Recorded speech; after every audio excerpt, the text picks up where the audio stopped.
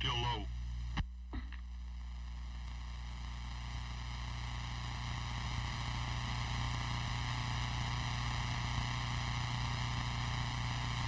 Hey, Chris?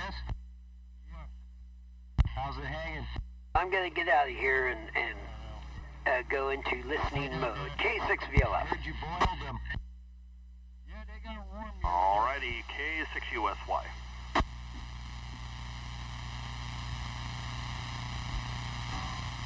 Pump it up, Chris. Well, let me see what I can do. Hang on. Hey, look, I'm on YouTube. There? I don't know. Hey, there it is. Yep, I'm on YouTube. Cool. Hello, YouTube people. K6USY.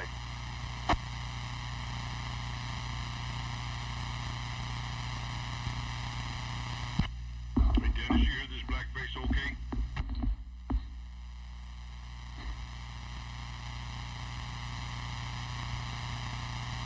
We are on YouTube Live.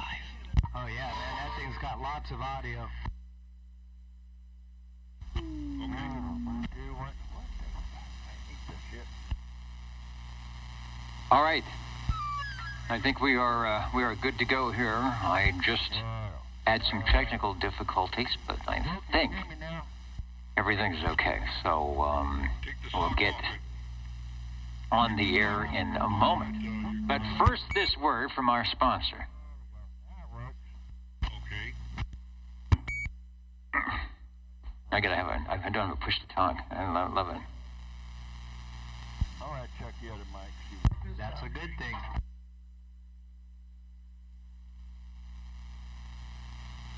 I think I can turn this off. I hope I can turn to this get off. a decent deal there. I think I can turn this off. I hope I can turn this off. Uh-oh. Now I hear myself. Why does that? That should not.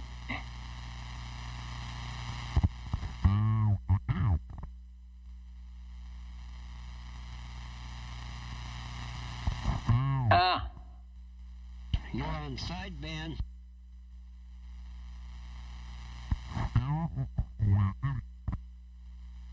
Go to AM. I was just checking stuff. Hello. Shoot. Where did it go? That's it. Thank you.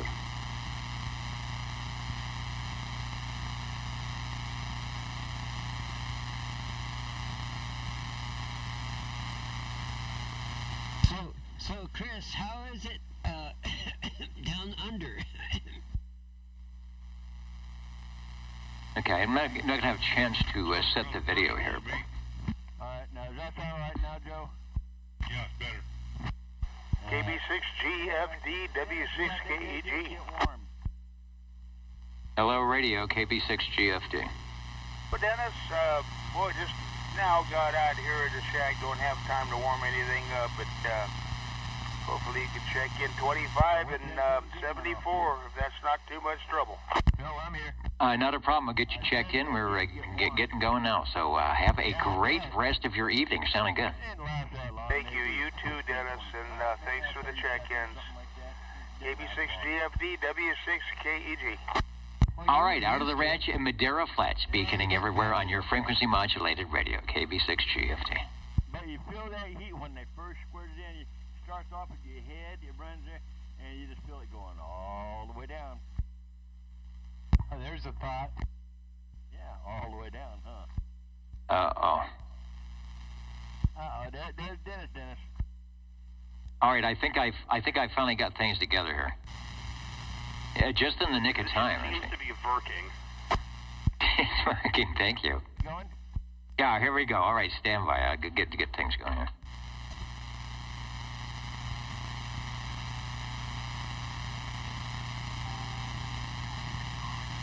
K6USY standing by on 55 Simplex. Uh-oh, I forgot my link to the jingle singers.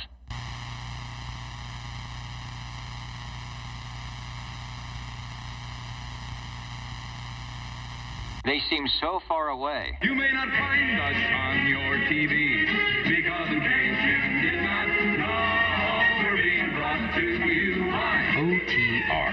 Brought to you by 27.085 megahertz. Brought to you by RADI. The Old Tube Radio Network.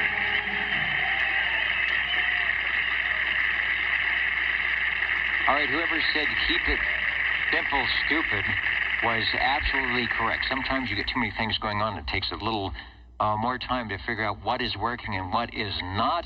My little push-to-talk broke, so I had to plug a microphone into the radio to use that as the push-to-talk along with everything else. But I think we are doing okay here. Your old tube radio network since about 1986 or so, beaconing the airways with those classic glow-in-the-dark radios from the 1950s, 60s, and 70s called Class D Citizen Radio Service, and maybe a few others if you sneak them in there past net control. My name is Dennis, one of the many net controllers of the Old Tube Radio Network, and I'm checking the shack here to make sure there's no smoke, and the cables that were a little too short are now plugged in, and we will do what we do best, and that is taking your shortwave listener check-ins and then standing by as we listen for and talk about the tube radios that you bring to the front of Channel 11, 27085. That's where we're at in the Central Valley of California. Sounds like the skip, which was ripping and roaring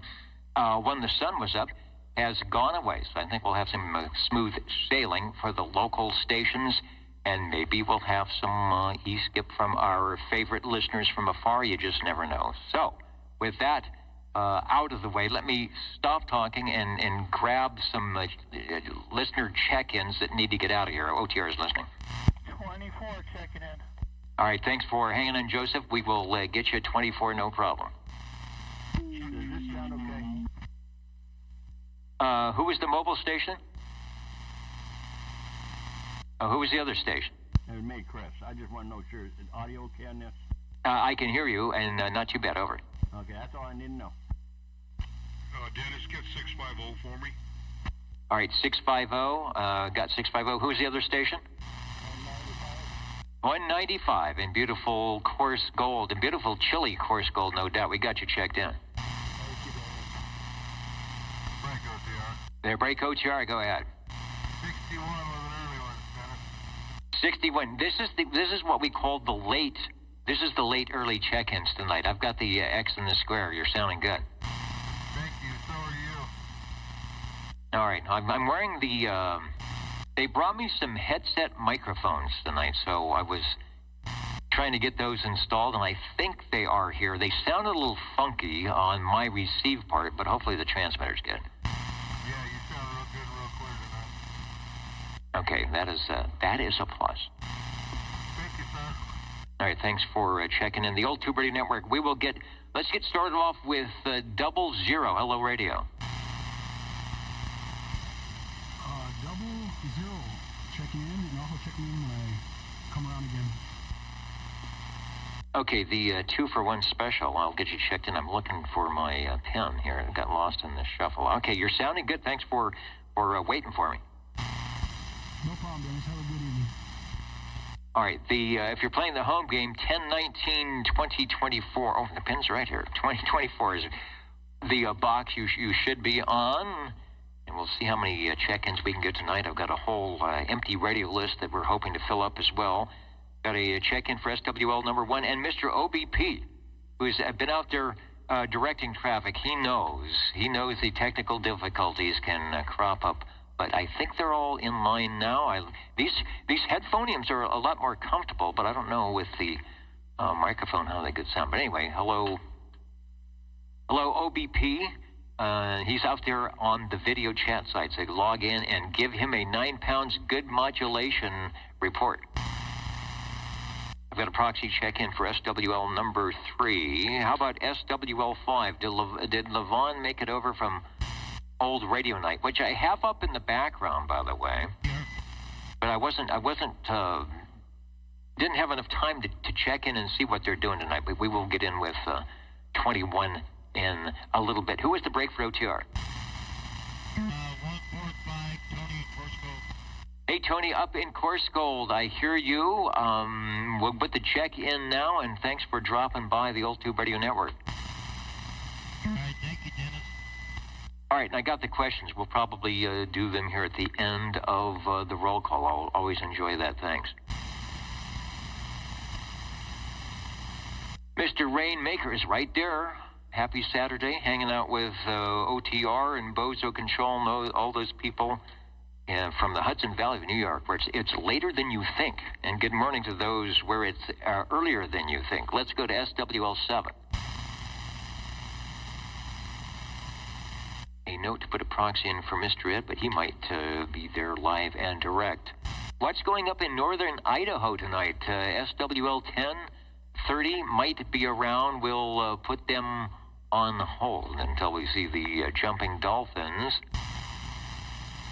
I'm a disheveled dapper. Of course, Dapper Dan is a dapper. Hello, Cornbread and Dapper Dan, SWL 11 and 12. Pulling their respective cares up to the monitor so they can join in on the Old Tube Radio Network. Quasar signals. Yeah, I'm checking out the Voodoo Radio. Where's my tag here? I'm checking out, there it is. I can't see my own camera anymore, but anyway, there it is. We're checking out the Voodoo number VMSDX26 is the transmitter tonight, so it gives us a little bit of interesting yam and a nice receive as well, so we'll see how that works. Let's go to 13. You know, Mr. Cobra's out there. I think he's on oldtuberadio.net, oldtuberadio.com. He's on the video, he's on the audio. He is, what do we call, ubiquitous, and everywhere. And if my mouse would work, I could get you checked in, Mr. Cobra, but it wasn't. It's not allowing me. Oh, there it goes. You should be checked in now. Thanks. Dennis, This is the basic Dennis. you've got a high-pitched hum in there. What? Okay, I've got to figure out what that's coming from, because I don't hear it. I'm monitoring a different source. Yeah, when you key up, that's the only time I hear it.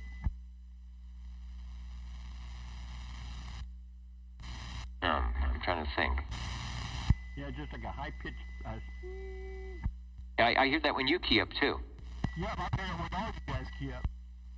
Oh, you know what? There's probably... Who's got a scope? Yeah, I wonder if we have a carrier somewhere. You do. Yeah, there's a carrier below frequency. Yeah, okay, you were just zero beating on the carrier, because I'm hearing it on everybody. It's Jawhead. It's between, it's at 27.083. Okay. Somebody got the crystals mixed up on the Lafayette walkie-talkie, no doubt. It looks like it's way off frequency. It is indeed. That's why we're hearing the tone. In fact, whatever tone that is, we can tell. What is it, 2 kilohertz? Yeah, it's 2 kilohertz down, K6USY. All right, very good. Well, we'll hum along with the tone. But I've been hearing it with the other ones now after you said that. Yeah, you can go notch it out. Yeah, it's an extra flavor bonus here on the Old Tube Radio Network. Heading out to Sangertown. Hello to SWL 14. Howdy there, Dennis. SWL 14 checking in from Sanger. Sounding good from Sangertown. And the nice thing, the interesting thing, and note this when you're listening in, as each station keys, depending the frequency they're on, I believe that tone, that zero beat, will change just a little bit. You'll be able to gauge if someone's high, low, or in between. You are sounding great, Sean. The frequency is clear, and hopefully we will be chatting with you a little bit later. Yeah, absolutely. Looks like we've got a jam-packed tube radio session this evening coming. All right, I think so. There's a lot of stuff going on. And And that tone does not come out on upper sideband. and don't say the word jam. Here on 11-meter radios. Thanks. SWL 10, I see the jumping dolphins. There must be, I think there's 10 and 13. Or is there more? Anyway, hello, Chrissy. I'm going to go back and put the number 10 up and running. Hope all is well up there in northern Idaho, and you're having those 30? Is it down to 30 yet? Is there frost on the pumpkin? Is there even a pumpkin? We've got you checked in. The Old Tube Radio Network. Is Hans around this morning? Alpha 173. He might be taking the day off. No, he's right there from Copenhagen. Thanks. Greetings and your crew. Looking good. In the OTR neighborhood, as we say. Let's say hello, radio to SWL 16. I've been keeping the crew busy here this last hour as we're just running around checking cables and pulling buttons and trying to keep everything unbroken. Thank you, Charlie. SWL 17. Let's see if we can hear you on AM. You were sounding great on sideband last night.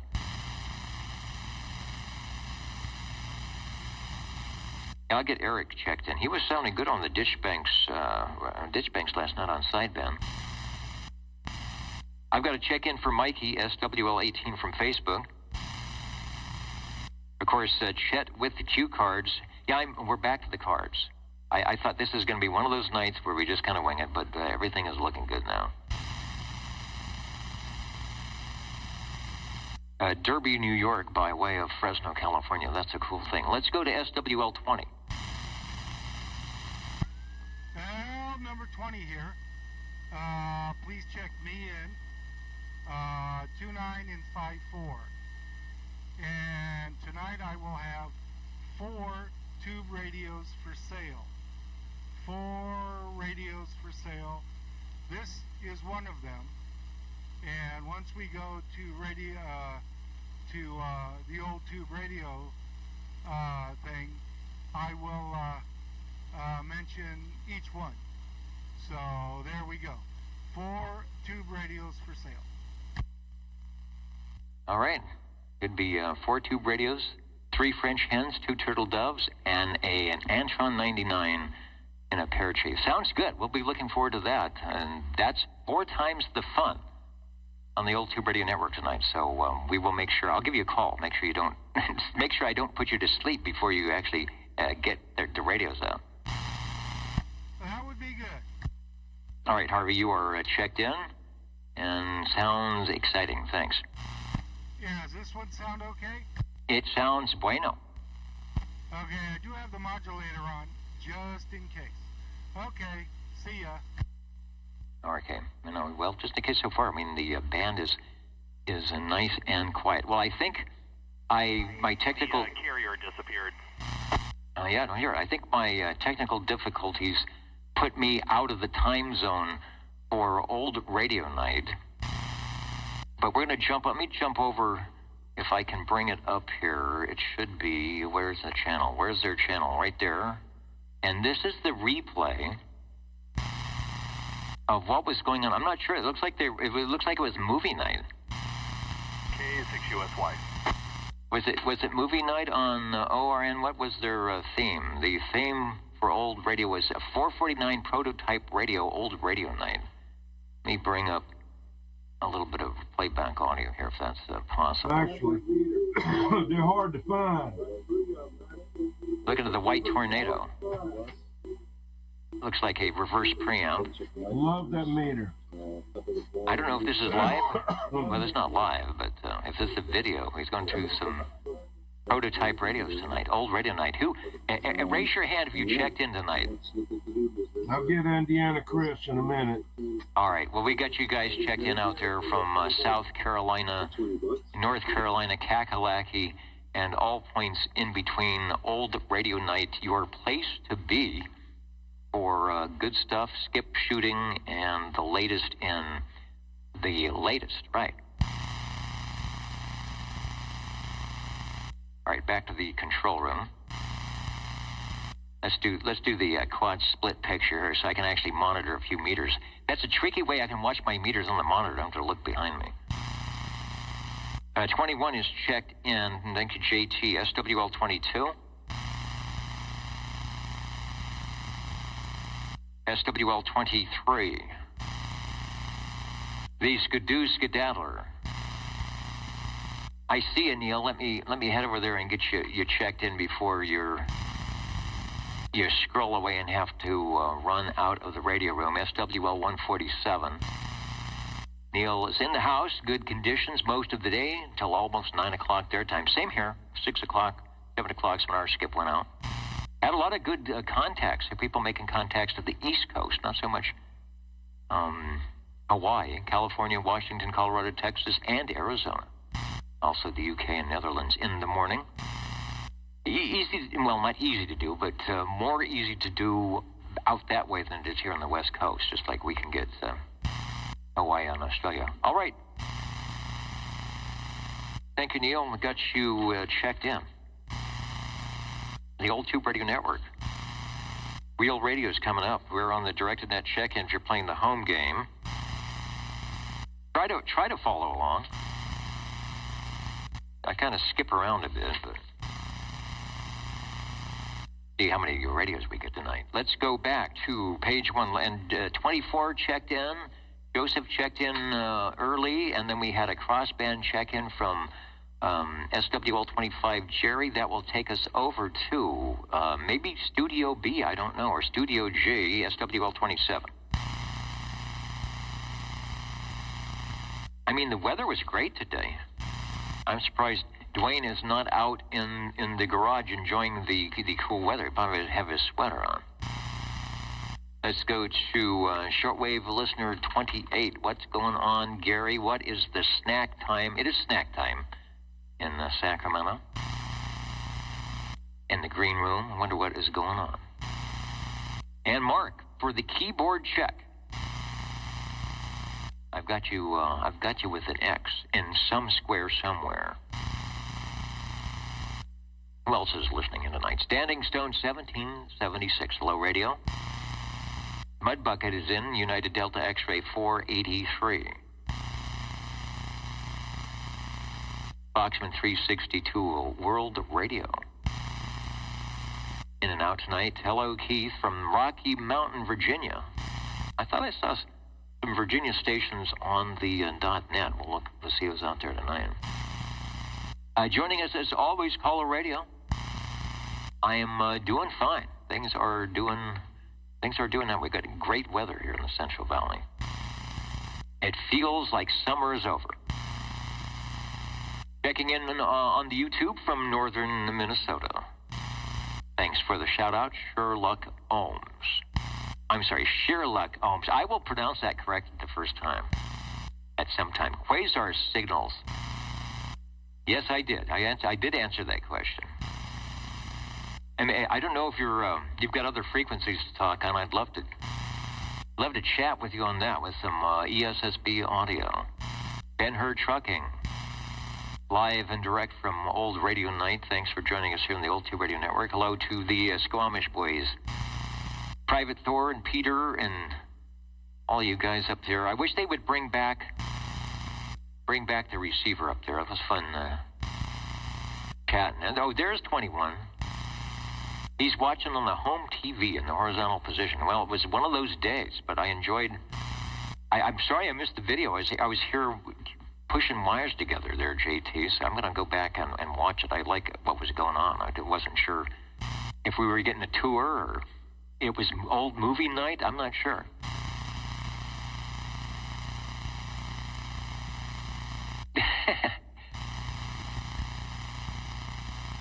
I'm just reading some comments here. Let me get back to the roll call. Also, see if my keyboard works. Where's the keyboard? It's way over here. Who put the keyboard over here? That's not going to work. I need a little roll-around table to get this done. All right. Hey, thanks, Rob. Rob saying that he thought it was his computer that needed the sledgehammer treatment. I've got a new one. I just have to kind of get it configured. You know, I keep looking around for the mic boom, and it is right here. It is right in front of my face, so were I to fall out of the chair, you will all hear me. Let's go to SWL 29. I've got a proxy for Mr. Loner. We've got an X in the square for Dwayne. Robert and Teresa, SWL31. I scrolled back. Sometimes they come in early, but I don't. Oh, there they are right there. Checking in from Huntsville, Tennessee tonight, looks like. Or Hendersonville. Why did I say that? I know that. It's written right here in front of me, SWL31. Let me get your number on the screen. Thanks for joining us tonight. Everything seems to be working now. I see Kenny, SWL69, and SWL64. Let me get you guys in. Everybody say hi to Kenny in Tulsa, Oklahoma. Go. Hi, Kenny in Tulsa, Oklahoma. Hello, Kenny.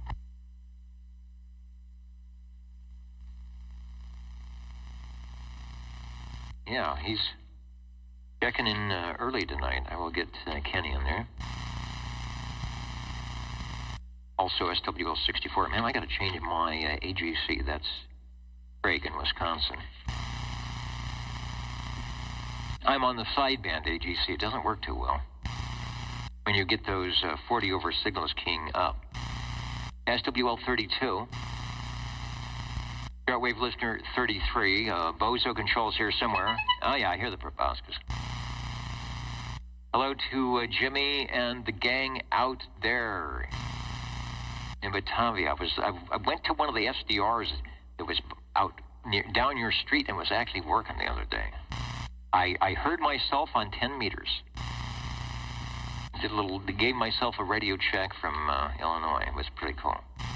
SWL35. Let me go over and see if Bill is checking in from Pool, Cheyenne, Wyoming. I guess I should refresh the comments. Thank you, Michael. Okay, nothing from Red Monkey Communications. They'll get them proxy check in. Wasn't for them, we wouldn't have a lot of the radios that were hanging out here, or will be hanging out here tonight. SWL 36. Shortwave listener 37. Hello, Chris. And hello, Dennis. And that noise, that high-pitched noise is gone now. Everywhere they finished, but you're sounding good now. 37 checking in. All right, 37. You know, you're sounding good for an old guy. Were you able to blow out all the candles this time? I think I left about 5 of them left. I ran out of air. I'm in the same thing. So just put on one big one. Just put on one big candle. You'll be in. I have 4. Well, you know, I hit that 76, so I'm over 3/4 of a century. That's good. Well, you just get a 7 candle and a 6 candle. Sounds good. Well, you're sounding good. Nobody would know unless you said. So thanks for joining us tonight, and happy birthday. And thank you, Dennis. The Old Tube Radio Network. Hello to Sam in Byron. I don't think there's any relay stations out there tonight, but we'll get you checked in. SWL 39. I'll tell you one thing. The noise blanker on this radio does not blank out the noise. The button is there, but I've never heard it take out anything. Hey, Gary. Working on the final plans. 28 is working on his final plans for the Halloween party. You know, the talking pumpkin that I had here last year, they hijacked it out to the green room. So I don't know if I'll be able to sneak it in the next couple of weeks or not, but I will see if I don't get into trouble. But what did Gary do? He bought a new 70-inch TV, for the green room. And that on the Costco card, I suppose? And root beer and popcorn. We have popcorn. I don't think there's any root beer. What do I have? I've got Costco water. Bought with the Costco card. All right, Gary, sounds good. Enjoy the root beer. Maybe they got ice cream. Maybe you can do a root beer float or something. But I don't know. Root beer and popcorn. I never tried that. The SWL40. Hello, Larry. Well, I'm checking Larry in. He probably went to get... He was speaking of popcorn. He probably went to get some more popcorn.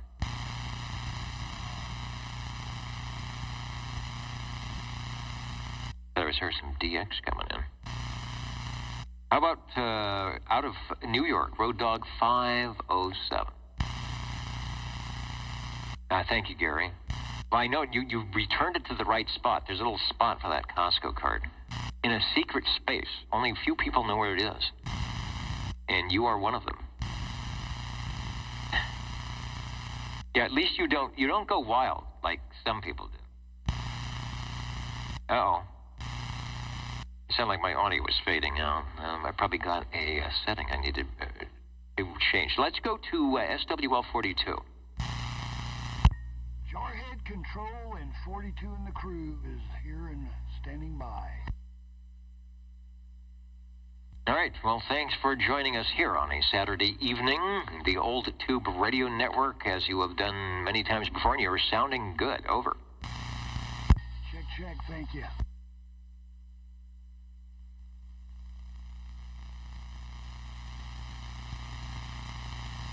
Just adjusting, see if I can adjust my AGC.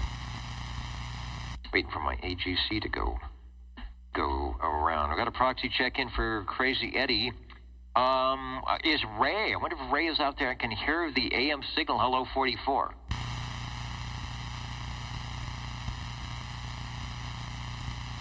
Just like a couple stations on sideband, I always hear Ray very good on Friday nights, so I'll get 360 checked in.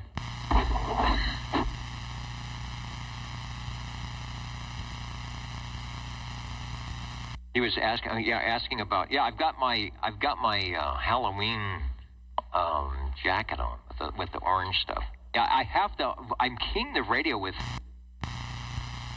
The King circuit requires like a 13-pin DIN, and I didn't have that set up, so. It's just a strange way to do this, but it seems to work. Hello to Paul and Kelly up in North Fork, SWL 45. Hope you guys are doing well. I know you're enjoying the weather. And maybe we'll check in a few of your favorite radios tonight.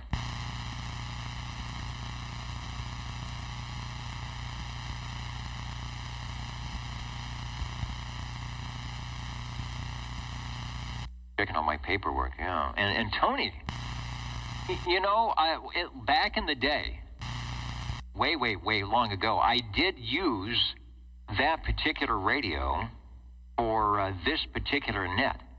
And, being the type radio, it actually does AM very well, but it has the dreaded, and it's had it for a while, the dreaded malfunctioning driver transistors. I don't remember what they are, but I have a pair of them that may or may not be knockoffs. So I have my feelers out to see if I can send it away to somebody that can actually replace the drivers on the 2000 and maybe get it back on the air. And you are right, it would be a good backup, or I could use it for a crossband. Maybe we could do yet another frequency, yet another thing for me to dial into the board. Let's go to SWL 46. Shortwave listener 47. Good evening to all from the Radio Lounge, SWL 47.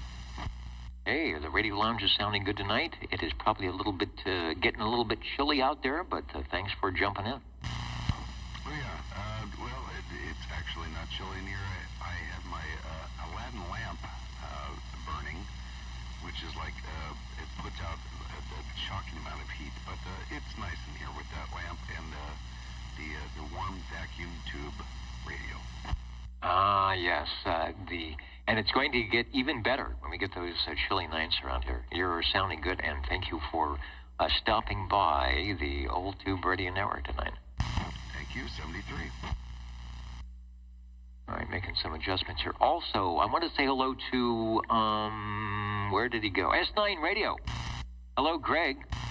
WikiWack in Big Bear. Hey, Greg, do you know that there is it went up not too long ago, a couple of weeks ago, I think it is. The guy's name is Mark. I've talked to him on 40 meters. He put up a Big Bear SDR radio on the Kiwi.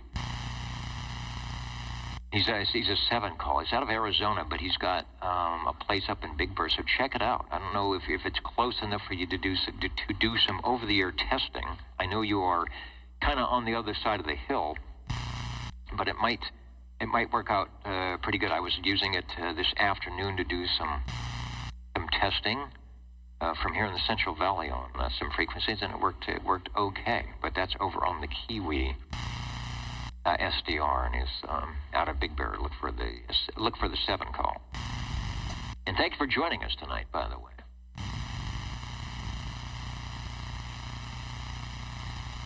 Let's go to SWL 48. I got a proxy. No, I got a check-in for Sam off of Facebook. SWL 49.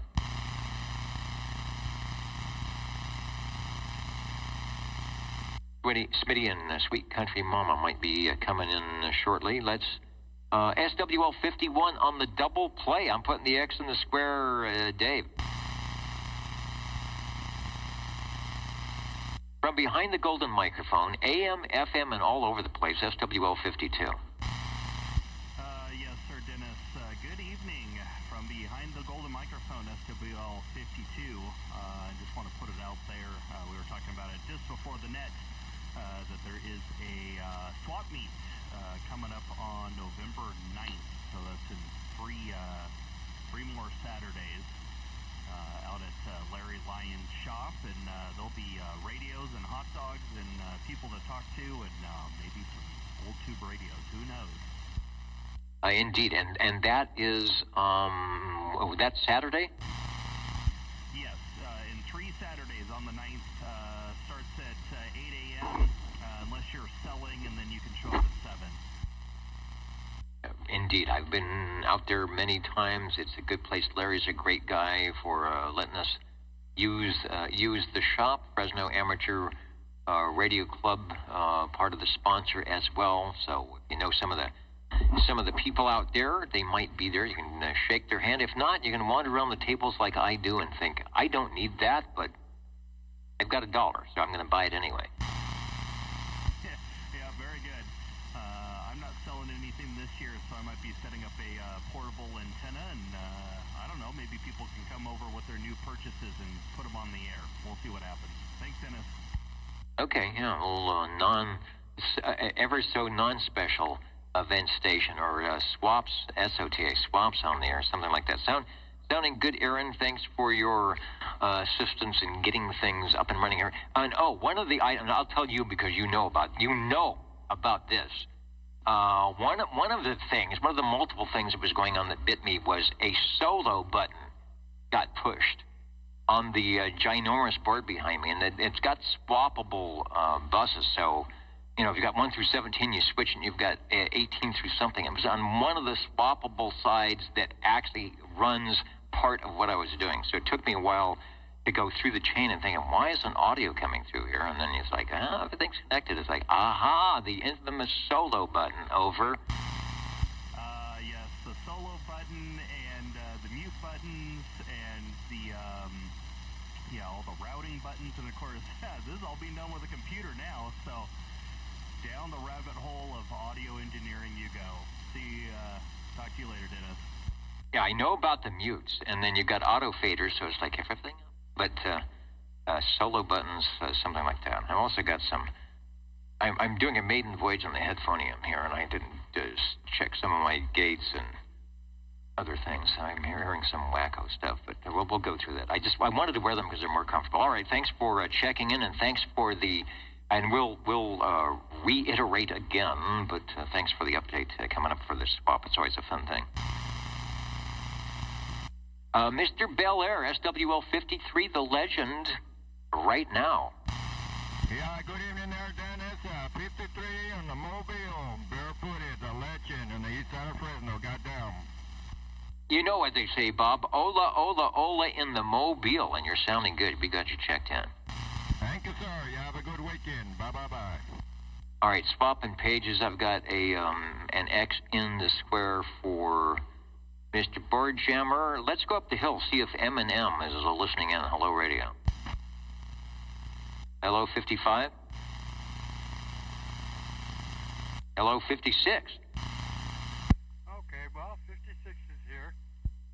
All right, and we're in that 55, 56 number. I think I heard you in there last night on the ditch banks or not, but you sounded good here on AM tonight.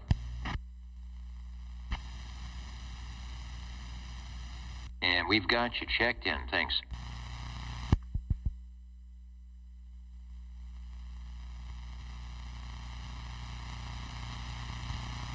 Yeah, Greg, I don't know. I didn't pull up the map. He's got his call. So if you go in there, you'll see a call, and you can pull up a map and see where you are in relation to where he has the receiver. And I'm not sure what type of antenna he's got. I think it may be a loop wire. But if it's close enough, you never know. Sometimes it's good for testing. Let's go over to SWL 57.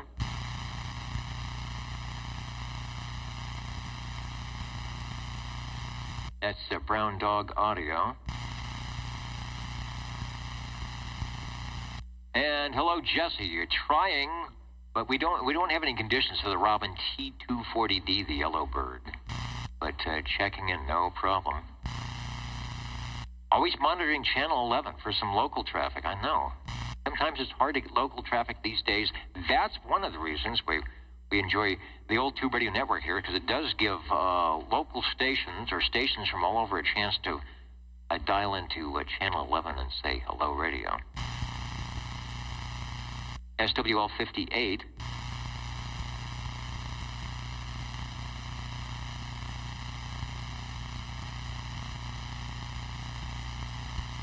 Boat Anchor CB radio repair. There's a Viking Valiant on eBay.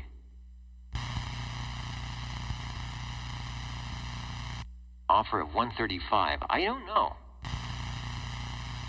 When the Viking Valiant, I mean like the big, what is it, 6146 Viking Valiant, that one? The big 80-pound radio that, believe it or not, has, I think, is it Ranger or the Valiant? I think the Valiant has it has that 11-meter position on it, you know?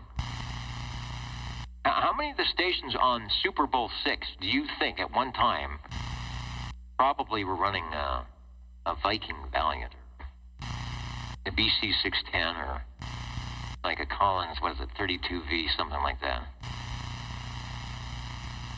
And there are tons of mods for that. The only thing is, if it's been sitting around a while, I expect to be opening it up and changing some stuff. Let's go to SWL 59. Uncle Hairball, right there. We got the X in the square. Jumping in from his appearance over an old radio night.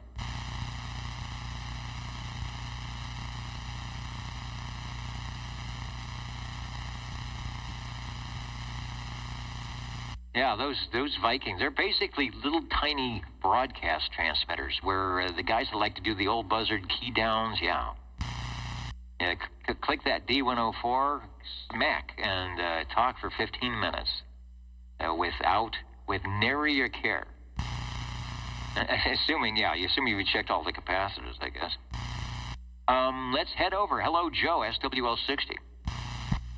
Hello, Dennis. Doggone it, evening time to all the fellas out there on the band. SWL 60, checking in. Checking in and sounding good. Let's see, the Bulldogs were last night, right? And I hesitate because I don't get the Fresno B or anything like that, but then they wouldn't have the scores anyway. But I hesitate to ask. No problem, Dennis. 21-24. Doggone it, Nevada pulled it off at the end, at the very end there. We kind of pooped on them. Kind of pooped on ourselves there, doggone it. We had the game and we let it go. Okay, Dennis, the other one was Fresno State. When you said doubleheader, I said, oh my God, City College was playing too. Okay, I wasn't sure if they have a Friday game, if they would do a Saturday game. I don't think so, and it depends if it's here or if they go there. So I know that was kind of a misnomer with the doubleheader, but you never know. That means a lot of people are, I don't know if baseball's on tonight, but that means we might have a few more listeners waiting for those tube radios tonight. Yeah, more than likely. Baseball will probably do that. Okay, SWL 60, once again, checking in. Thank you, Joe. Sounding good. In the neighborhood. SWL 61, Dino checked in early. How about SWL 62? Break OTR. And the break OTR, go ahead, over. Can I get a late check-in, please, Dennis, for 55? This is the late check-in, not too late, because you know what? I'm on the row. If I move my mouse up and over 2 little notches and click on the button. You are checked in. Over. Thank you. All right, same page. I guess, you know what? We have a rule. If it's the same page, if we're on the same page, you can't be late. Thanks for checking in. Okay. If I've turned that page, you know, I'm kind of lazy. It's like, oh, man, I got to turn the page. But no, we don't have to do that, so you're clear. Let's go over to, let's see, 6360, SWL 64. Greg was in early. How about SWL 65? I'll get a proxy in for Eric. How about SWL 66? Shortwave listener 67. You know what? I saw Mr. 67 on my screen checking in. Where is it? Moments ago, like 45 minutes ago, out in Oregon. Canby. Is it Candy or Canby? I always thought it was Canby, and then it says Candy, and I talk regularly to a station near Corvallis on 40 meters, and we had a discussion. Bill, we had a discussion about you. About where is Candy? And or is it Canby? Anyway, that's the question, but glad you're checking in, and hopefully we can get some of that short skip someday. Let's go to shortwave listener 68. Michael checked in early from New York. SWL 69. Kenny also checked in early. We did the obligatory Kenny wave. Let's go to shortwave listener 70.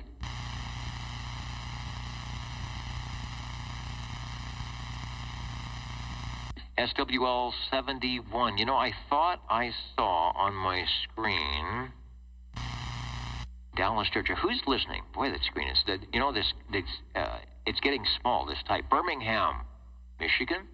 All right, I think so. Minneapolis, Minnesota. Hello to you. In fact, I talked to somebody. Who did I talk to? It was on 10 meters. It was some contest, like was it Joda? What is it? Get on the air. It was like youth station. And I think they were in Michigan. I have to check my log. I'll have to check who I talked to. Centerville, Virginia. Hello to Middleton, Ohio. Edmonton, Alberta. We know who that is. Modesto, California. Plymouth, Minnesota. The unknown SWL is because you have a bag on your head. Doesn't mean we don't know who you are. Hello, Sacramento, Belfast, Maine, Fresno, unknown, and a host of others. Joining us from at oldtuberadio.net. I will get a proxy check-in for Stan. Out of Dallas, Georgia. He might be doing some radio-related stuff this evening. Over to SWL 72. Shortwave listener 73. Someone said to check in John. I will do that. Sometimes he pops in on the crossband.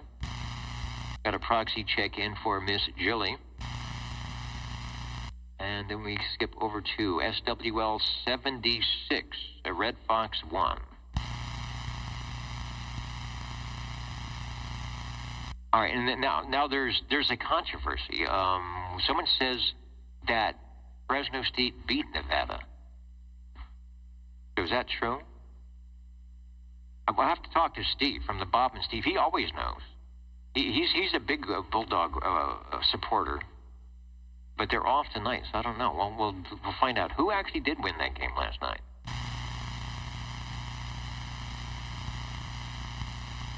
Let's see. Radios on the internet feed vary. You know, I will check. I had some. I look pretty good. I'll check. You know what? That's very possible that they are. So, in the next person that checks in, you are going to be my audio tester. So be aware of that. Let's go to SWL 77. Oh, good evening, Dennis. 77. Oh my gosh. /1017 checking in on the $28 Gemtronics, and thanks for the net. All right, thanks, and thank you for being my audio check-in. And Chrissy, everybody right now, give Chrissy a big hand for actually from afar doing some technical wizardry and fixing my system here. So wait a minute, Dennis, don't go away. Take another transmission. Hello, radio, 1, 2, 3, 4, 5, 6, 7, 8. There you are. All right, and that's a great station also to do a radio check because he's got a nice full quieting signal. So yeah, I've got a different configuration for the audio coming into what people hear. It's a direct feed out of the radio into some audio trickery and out to the Universal Media Network. And I have, in fact, you can see it. If you're watching the video, the meter down on to my right here, to my left, I don't know, I'm backwards, is the Orban loudness meter. And that meter, it runs all the audio so that, in theory, I try and match all the levels between me and the crossband and everything else that happens. And I was not, even though it's in front of my face, I was not keeping an eye out for it. And Chrissy says, what's going on with the audio on the receive stuff? And indeed, it was off. So I made an adjustment. It looks like it will be good now. So thank you, SWL10. Jamboree, thank you, Quasar. The Boy Scout Jamboree is what was going on this afternoon on, I guess, on all bands. I caught somebody, a very good operator, by the way. The conditions weren't too good, and he kept asking me to, come in with my call, and some other stations were on, and he told them to stand by. I mean, a very, very good operator out of that Boy Scout Jamboree today on 10 meters.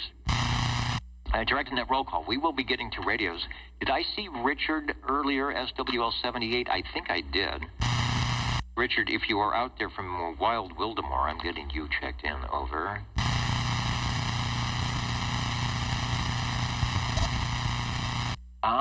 Okay.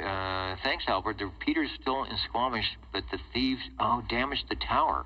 Was it copper stuff? We have the same issue here where people will actually go to live on the air AM broadcast towers, facilities with tens of thousands of watts, and try and dig through and cut the copper ground rods off. We had one of the TV stations, somebody cut through a fence and, I don't know, got some of the coax, got some of the hardline stuff. So, I don't know. So hopefully they'll be able to do some repairs because we miss checking into you guys. Quickie? Yeah, the Quickie, go ahead, over. 24-21, doggone it, we're looking at too many scores there, Dennis. 24-21, Fresno State. All right, well, you just made my day, so we can say, go Dogs, over. That's it, go Dogs. All right, good. Well, thank you, Aaron, for the heads up on that. Notice how just by flopping some numbers around, we have changed the demeanor of many stations here on the Old Tip Radio Network.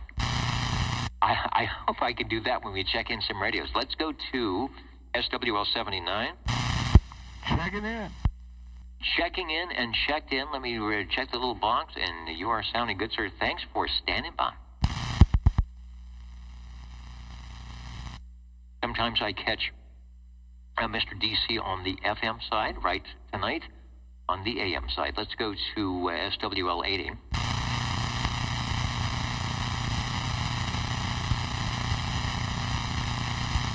And, as always, we want to make sure... 27.0850 TR Channel 11. Wow, they're allowed to go. Don't forget to feed the fish. It is that time of the evening. Also, hello to Steve Areno, and we misspoke, Steve. Even though, and the Fresno State is off tonight, they did win their game against... Was it Washington, New Mexico? Whoever it was, whoever that other team was, the Bulldogs came out victorious. So they're saying, okay, popcorn for everybody if you go to the green room or whatever they're doing. Root beer and popcorn. We got to get rid of that root beer.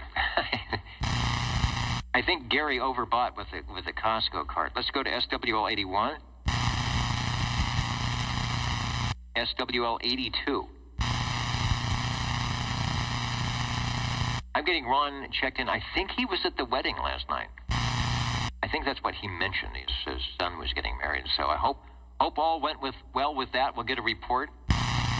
And a reminder that on Friday evenings at 8 p.m. Pacific Daylight Time so far, on Channel 36 Lower, you will hear the voice of Mr. Bones, Ron at the control point for the Ditchbanks sideband net on your sideband radio. so don't miss it. It's a good way to, as we say, decompress on a Friday evening. Let's go to shortwave listener 83.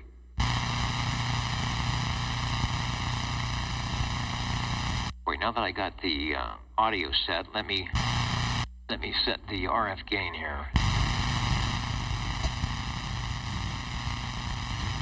All right, now it should be blasting your ears out. If that's how you're listening.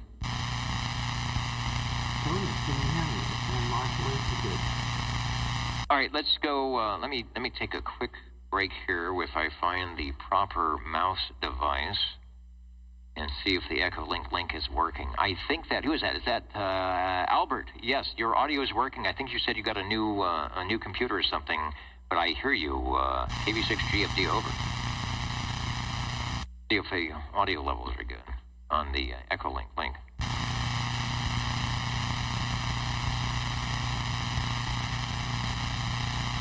All right, maybe I did. Oh, here we go. Can you hear me, Dennis? I got a new computer. I just kind of mixed up between what I hear and what I'm transmitting. So it's good to hear you. Hope to keep watching and see you all soon. Okay, and I know how that is. I know how it is when you have a radio here, a computer here, screens over there. Am I hearing the right thing? Chrissy helped me out tonight. It's easy to miss that stuff, so you're doing a good job, and you're sounding good. The audio is definitely a little better than it has been on the new computer. I know about that. Know about those new computer things. All right, 73 to you. Thanks for jumping in tonight on the Echolink link and warming it up. We'll be talking with Tony in a little bit. 73, KB6G update. Directed net roll calls where we're at. Just about ready to get in and checked in the dynamic duo ×2, SWL84. Jerry, Curious Kid, who you can hear often on the Jefferson Noontime Net on 40 meters here on the West Coast at, 7204. And also we'll check in Mountain Maid, Tandy Girl, and Shauna, the Snowy Owl.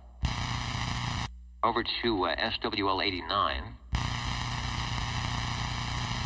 SWL, we got a check-in for an SWL90. Felix was in earlier on the old Tube Radio Network chat, and he's there right now. Staying up late as usual and saying hello radio to the old Tube Radio gang. And Felix, it's good to have you along, and I am putting the X in the square right now. Oh, right. I guess they could put an O in the square, and at some point they would all cross, and somebody would win. I don't know what they would win. Let's go to SWL92. Mr. Roman, where are you? Did you check in over at the .net? I'll make sure. DANBY. Canby. Thank you, Bill. That's what I remember in my head. And then I thought I read somewhere. I think it's, what it is? It's my fault. It's the type is so small on this computer, it looks like candy. And so I was talking to the guy yesterday, to Andy, who's not in Candy or Canby, and he was making jokes about Candy, Oregon, but we know better. Thank you, 67. Let's go to SWL 93.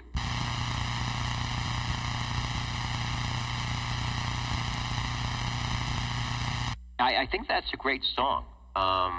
Going flat side, I got 2 Toshibas and a microphone. I believe Fat Chance and the Losers. That's a B-side on one of their great 45s. Let's go to SWL 95. Warthog 95. SWL 97. What's happening in Boston tonight? Hey, there's Mr. Roman. Let me get the, and we got, you know what, we got the dreaded internet lag, so there should be, there it is. There's the 92. Up there in the box. Thanks, Mr. Roman. I'll make sure I get it. I do it manually and electronically. Somebody told me this electronic clicking is stored somewhere on the cloud. So if you ever want to know if you checked in 10 years ago, apparently that would show up. SWL 98. Hello to Tracy. Oh, and who was it that said they had a conversation with, was it Levon and somebody else with Captain Robert? Sounds like he's doing better. He's hanging in there. That's always nice to know, even if he can't join us live here on the Old Tube Radio Network. Speaking of live, let me go to SWL 99. Radio Randy. He will probably sneak in from Cape Creek in Arizona, where we were to have some skip. Okay, let's go. Let me try it here. Let's go back to, if I can get the Echo link to work. Press the right thing. Let's go back to Echo link and get a report from Tubes on the Air and see if we're ready for that. We're ready for an activation, I think. See what Tony has to say about that. 84 BAO, KB6G, FD over. I have to think about which button I need to press for all this. Hey, good evening, Dennis. Please check in SWL 100. Good to hear you. Back to net control, KD4 BAO. All right, sounding good. Ready to press the activation button for Tubes on the Air, and that's sounding good. Thanks for joining us. KB6G update.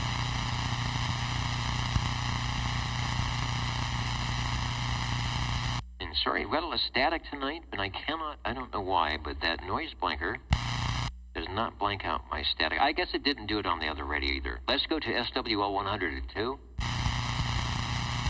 know what the best static blanker are your old tube radios keying down and giving me a nice quiet noise floor. The static always goes away. Just like that. SWL 102 checking in. Saying hello to all the shortwave listeners. He's got his root beer, but no popcorn. but he's got OTR, so life is grand. It is. When it's operating smoothly around here, likewise, life is grand. When it's not so, off screen here, things can get a bit difficult. So thank you for joining us, John. Shortwave listener 103, Joy joining us tonight. And I saw you check in over on oldtuberadio.net a little while ago with an X in the square. About an hour ago. We'll get you checked in here. Next, we have shortwave listener 109.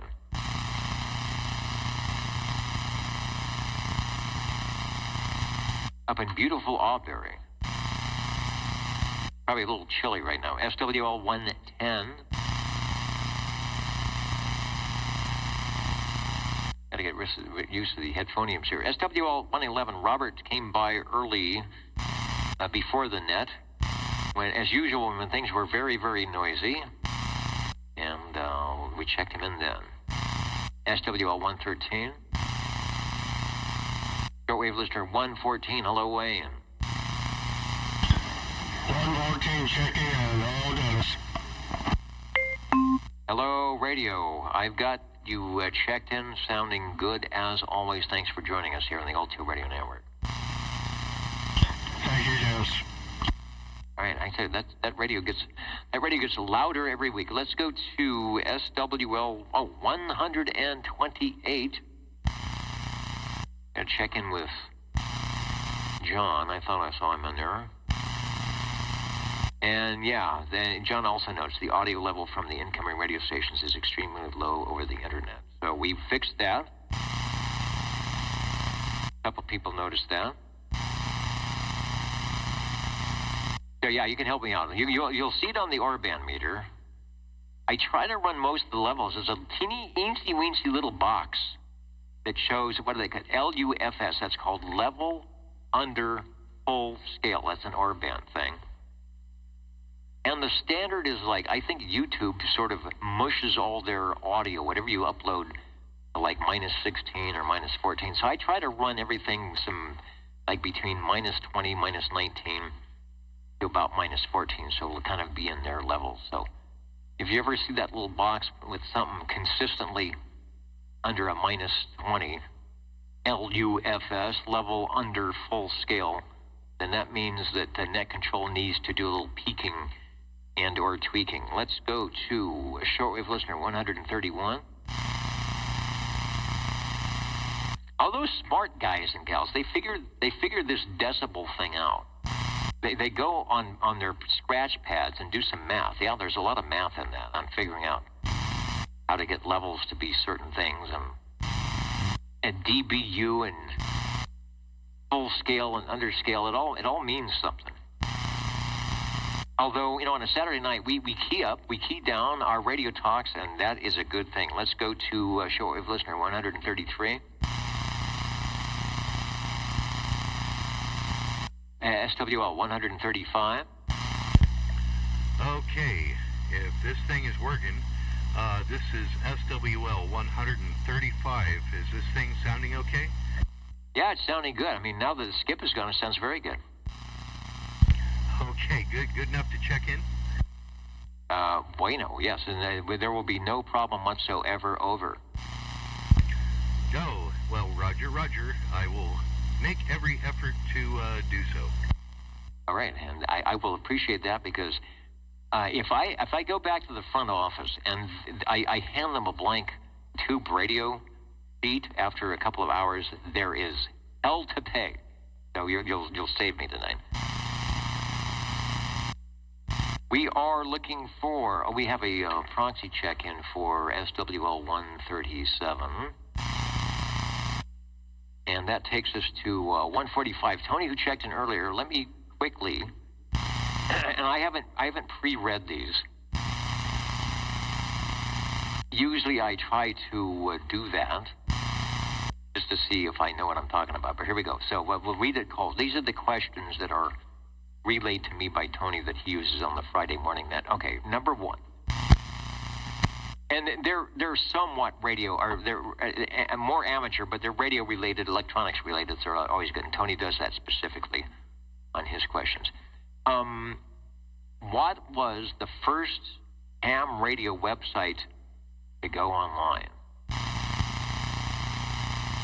Okay, the first ham radio website. Well, I mean, the one that comes to mind would be QRZ, but I know there's one called QTH. And who knows if somebody like Bob Heil, I mean, he had his business, but it wasn't really a ham radio website. I would think also Gordon West, who was, long before the internet. I bought one of Gordon West's study books back in the 1980s, so I wonder if he was one of those guys to jump online and maybe use a Luddite. All right, here's the answer. The first ham radio website to go online was QRZ, holds the distinction of being one of the first 5,000 websites in existence. All right, well, that's not that's not a very definitive answer, but that's a good guess. That's what I would have guessed. And question number two: what famous science fiction author proposed worldwide satellite communications systems 17 years before the technology to do so existed?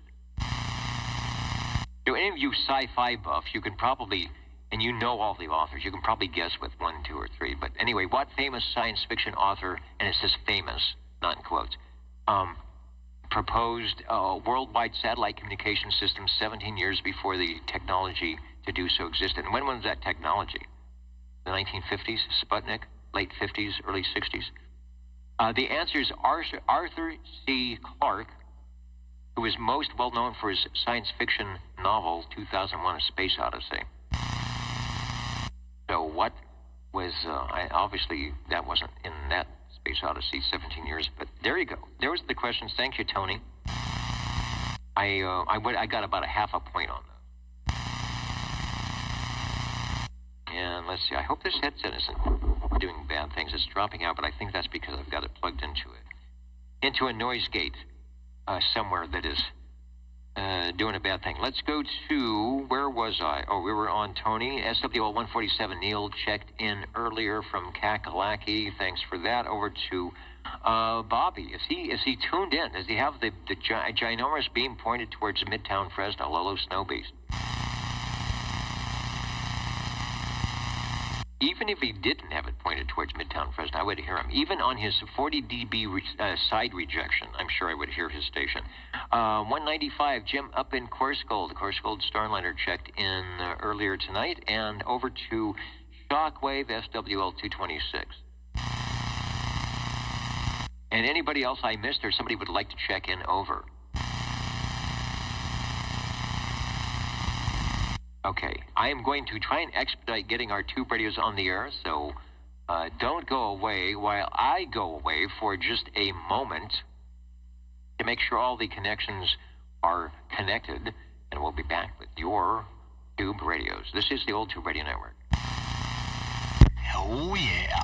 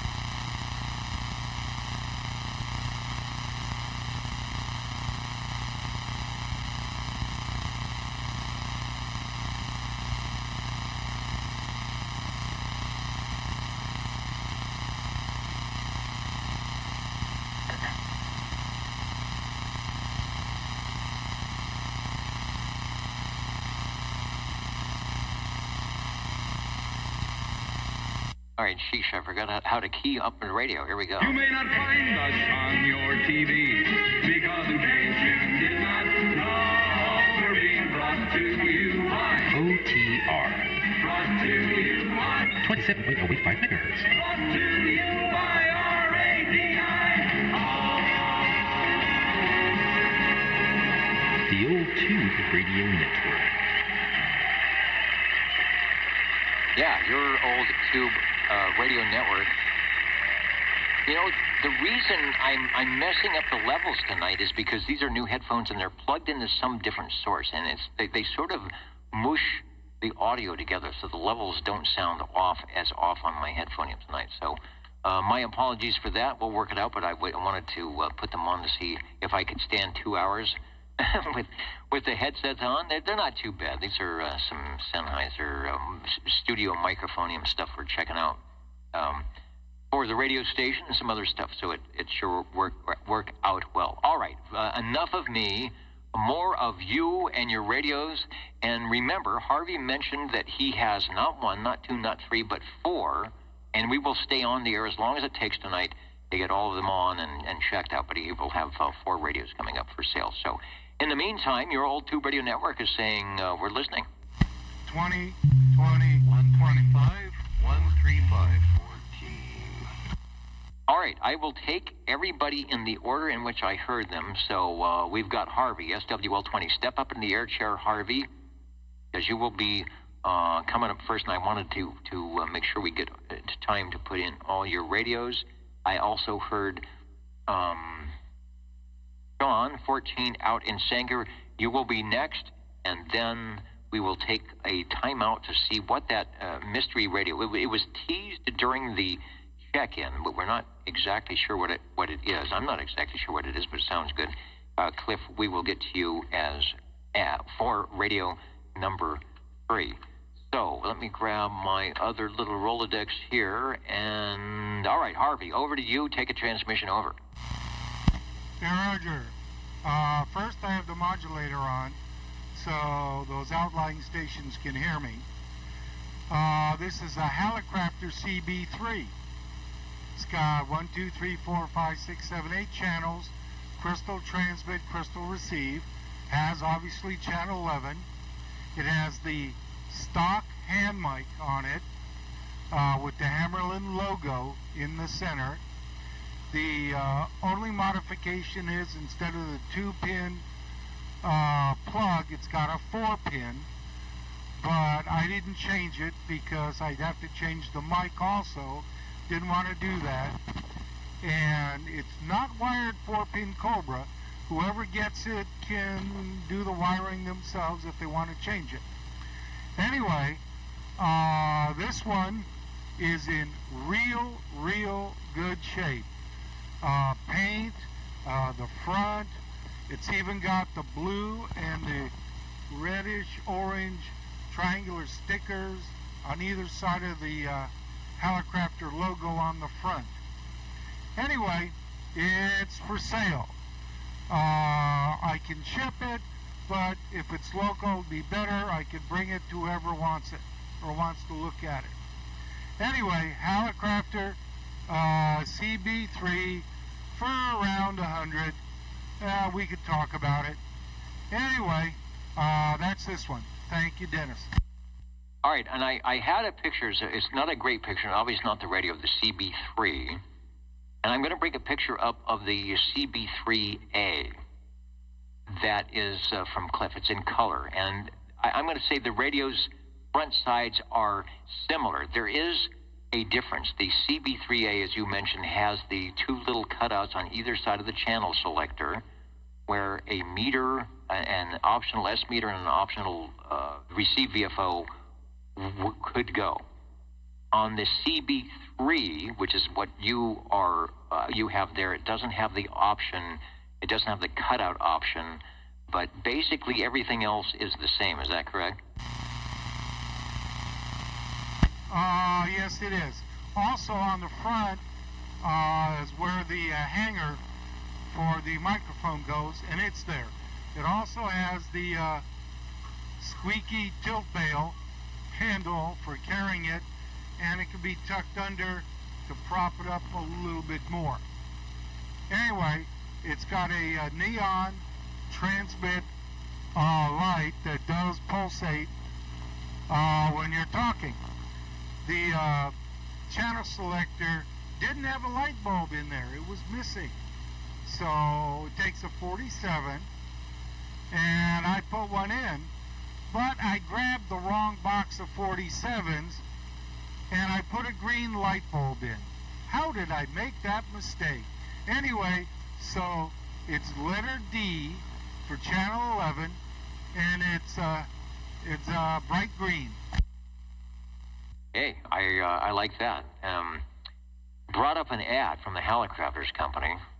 Clear, reliable two-way communication up to 15 miles and more with Hallicrafters rugged CB3A. CB3, same thing, transmitting receiver, simple as a phone to operator, but your calls are free.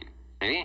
The things have not changed in 60 years. 8 channels, switch controlled, no operator license required, although there's a station license. See how they did that? And see how they kind of melded that in, and the cost was $159.95 back in the day. Chicago from Hallicrafters back when they were in Chicago, Illinois. So good deal. Sounds good. Nice clear audio. The CB3As are always a nice no-nonsense radio. Here's another, if you're watching the video, another picture maybe, if it comes up. Where did it go? Yeah, there it is. It is here. It's showing the where the microphone hangs on the front of the radio in front of the speaker. The CB3 will not have the little cutouts for the meters, and I think it's probably a little different. Let me bring up one more. A little different on the front side. So, the microphone jack, again, you mentioned that at the beginning. That is still the stock 2-pin, or did you say it's been changed to a 4-pin? I forgot. Over. Yeah, somebody had changed it to a 4-pin. I thought about changing it, but I'd have to change the one on the radio and the one on the mic. And I didn't want to do that. It is 4-pin. It is not wired 4-pin Cobra, because I took a 4-pin Cobra mic and plugged it in, didn't work. So whoever gets it just needs to figure it out. It's simple to rewire 4-pin if you want. If you have the plugs, you can make it the way it came out of the factory. But I didn't want to do that because I had other radios to work on. The tubes, I changed any tube that needed it, and there are some tubes in the radio that are Hallicrafter tubes. At least one, maybe more. And I gave them a good test, did a good life test on them, and they seemed to be good. So I left them in. Anyway, and then I have a question for Greg Howe on Nuvistor tubes, if he's listening. 6DS4, 6CW4 on regular tube testers that have a life test. It doesn't seem to work with the Nuvistor tubes. I think that has to do with the heaters. So if the tube tests good doing the regular emission test, shorts, etc., and quality tests, I leave them good to go, and they seem to be fine, but it doesn't seem to be able to do life tests. If he can enlighten us about that, that would be nice. Okay, I need to get that in. All right, back to you. All right, thanks, Harvey. Greg was listening in earlier. I'm not sure if he's still around. If so, if he's got it tuned in, he may respond, and maybe he has run into that in his working with the Brownings. I think some of those may have Nuvistor tubes. All right, the Hallicrafters CB3, the little phone logo. You've got the little phone logo on there, over? Yeah, it's the little phone. The Hallicrafter logo is good on the radio and on the microphone. All right, very good. It's true Hallicrafters. One of the companies that made it from back in the early day, 1959, made it over from a ham radio. Was it Mr. Halligan? Said, why not? Why not do Class D? And they did, and they made quite a few radios. They actually made some stuff that was sold by Sears.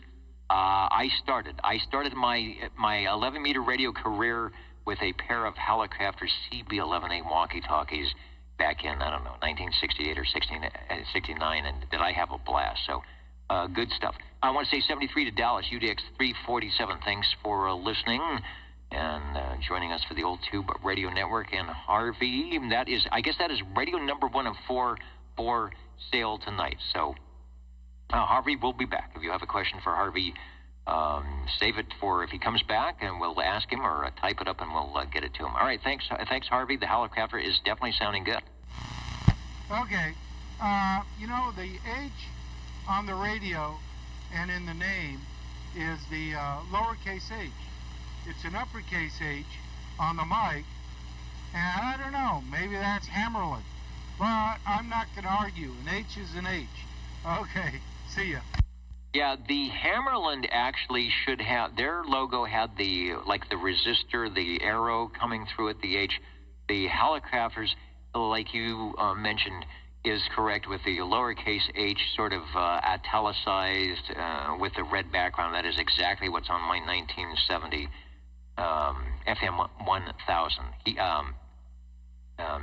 The other unit is, it's got the H with the line through it. So if you got that, that is definitely a Hammerland item. All right, thanks, Harvey. Okay, bye. 37. And 37, we're adding you to the mix. You will be Radio 4. We are now heading over to Radio 2, which is Sean out in Sanger. We should be able to hear you just fine, over. Yeah, it's pretty nice conditions tonight. I'm sure enjoying it. I've got a good copy on you tonight on the Dimco satellite. The modulation tube is functioning here. It wasn't earlier. I found just a loose microphone jack and got everything going again. And I'm on a amplified black bass, black microphone head, D104 with a chrome push-to-talk and squeeze grip. Boy, what great sounding audio. And I'm trying to remember on your satellite, there's a CB1 and a CB1A. I think you have the CB1. That is the one that does not have, let me bring up the shot here, the chrome.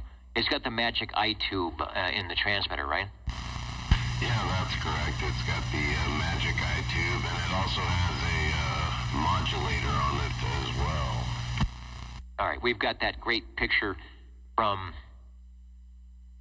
Cliff, and I'll bring that up, where he's got all the pieces, the modulator in the center, which adds 2 tubes to the mix, the transmitter receiver, there's a external speaker, and he's got another piece in there as well. But boy, nice audio. I like the way you've got it tuned up. You could probably have it screaming a lot louder and push it, but you've got it just right for coming over any of the noise floor, but still sounding great for good rag shoe audio, but certainly big and bold from Demco Electronics at that point. And I don't think I have a year that was manufactured, but that is the CB1. Take another transmission, over. Yeah, I have no idea. We'd have to get hold of Harvey and see what Sam's photofax it's in. And but now you got me curious what year it is, so that'll be a question I'll have to give Harvey there. Yeah, it's a great radio. It's in pretty okay condition. I polished it up a bit there, and I really like how it's in pieces and the way it stacks up. And it's something, that magic iTube, that's the allure of this radio, and I hope to acquire some more in the future. But for now, I appreciate the time for the Dimco satellite. Around 1965. All right, thanks, Harvey. 65, I remember the West Coast, KOX 1095 West Coast React in Manhattan Beach, down in Southern California where I grew up, ran a Demco super satellite and was on pretty much 24/7. His whole family ran the radio. They monitored, I guess they monitored the police scanners, and you could go on just about any time on Channel 9 in the Southern California, Los Angeles area, call for that station, and he would be able to give you traffic reports, or you could call in from your vehicle and do traffic reports. And he had this Demco satellite, the super satellite, because it was loud. You could hear it on adjacent channels since I was close by. But everybody knew that station because of that great Demco modulation, and you are reminding me of that. 23 channels transmit, 23 channels receive.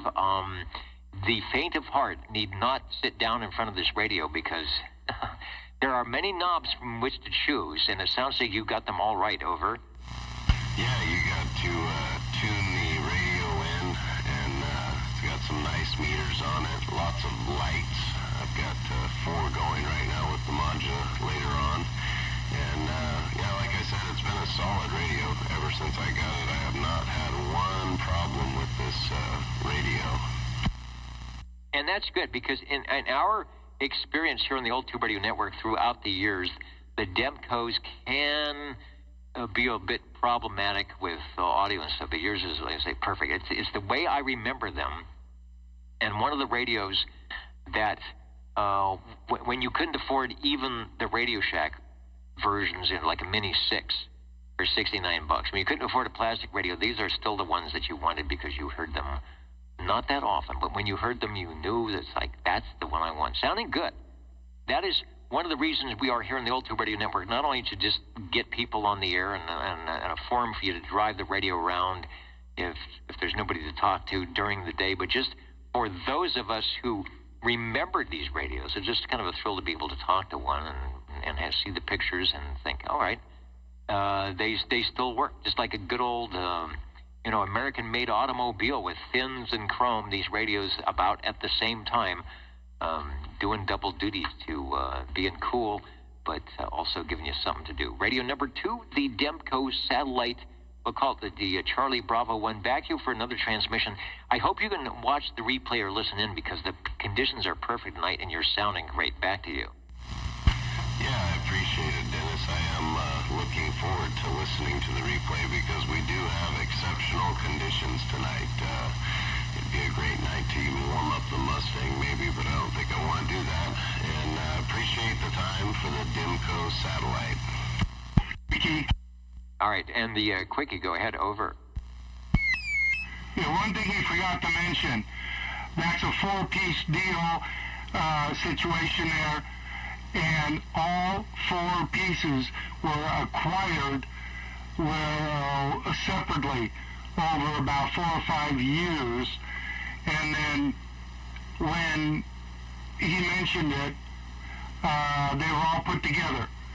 And so that's how that got done. All right, I don't know if there's, like automobiles, sometimes they have matching serial numbers, but I don't know if the transmitter receivers were that way. The Demco modulators you could buy as a separate piece. I had a friend I talked to back, this is the early 70s, and I think he had a Courier Royale, and he went and bought a Demco modulator and a D104 microphone for that. It sounded great. So the Demco modulators were able to be used with any microphonium, I guess, as long as the impedance matched, and any radio as long as you had an impedance match with that 2 extra tubes and do some cool stuff. And so, yeah, you definitely have to have the speaker. I would imagine if you had to buy each piece separate, finding that speaker would be a little bit hard, but it is... and I'm glad they all came together. The radio we are looking at on the video, if you're watching that, comes from Cliff's collection, and we'll be talking to him next, SWL 135. So thanks, Sean, sounding good. Yeah, thank you. I was kind of thinking about that. I built it one piece at a time. The Johnny Cash song, Harvey out there probably playing that when he put the old satellite together. So thanks for the time. All right, thank you. The old tube radio network, Real Radio, is glowing in the dark. We will forego the jingle singers because the tube radios are the stars of the show. Cliff, thanks for standing by. The Radio Cabana is now on the air. Go ahead. Okay. Everything appears to be working. Here, yes, I'm outside in the CB Cabana. And believe it or not, it's getting cold. Okay, this is a radio from Young, Spring, and Wire. Let me get my glasses out.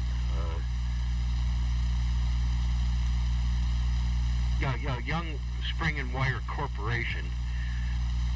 It is the Gonset G11 Citizens Communicator. I'll give you the rundown. Back to you. Okay, there are a couple of versions. I think there's a 6-volt or a 12-volt version.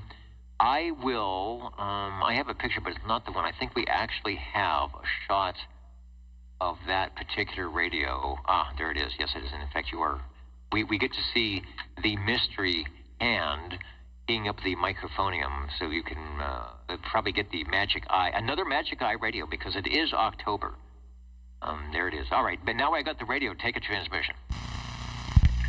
Oh yeah, there should be a picture of it there somewhere, with my disembodied hand holding the original microphone. That's one of those static microphones, but it actually has the Gonset label in the meatball. That is not what we're using right now. That microphone needs a new element or something. It just doesn't want to work. We're currently using a Turner Plus 2. The blue amplified Turner mic. And let's see, this radio comes from, like I said before, Young, Spring, and Wire in beautiful downtown Burbank, California. I just like saying that. This is practically a locally made radio, and it has 10 tubes altogether, including the 6ME5 Magic Eye. That's 6 Mike Echo 5 Magic Eye. Back to you. And that is the one that's sort of, I guess, for those of us who remember Pac-Man, old chomping Pac-Man, and they were popular in Zenith receivers for the receive signal meter. So when you tune your station in, those two wedges would, as they do when you get to 100% modulation, would come together right at the top, and you would know you'd had a big, a lot of voltage coming in the antenna for that big signal. I'm going to take a moment here because we've got a great picture of the radio. It sounds, I mean, now we went from a Demco that is the super duper 4-piece radio with all these knobs and dials to a Gonset communicator. These, I think, came out in 1959 or 60. They were true Class D, very simple because that's what it was supposed to be. There's a knob to turn it on. There's squelch. There is no, wait a minute, there's no channel selector, right? Correct. There is one channel, I forgot to mention that, one channel and one channel only.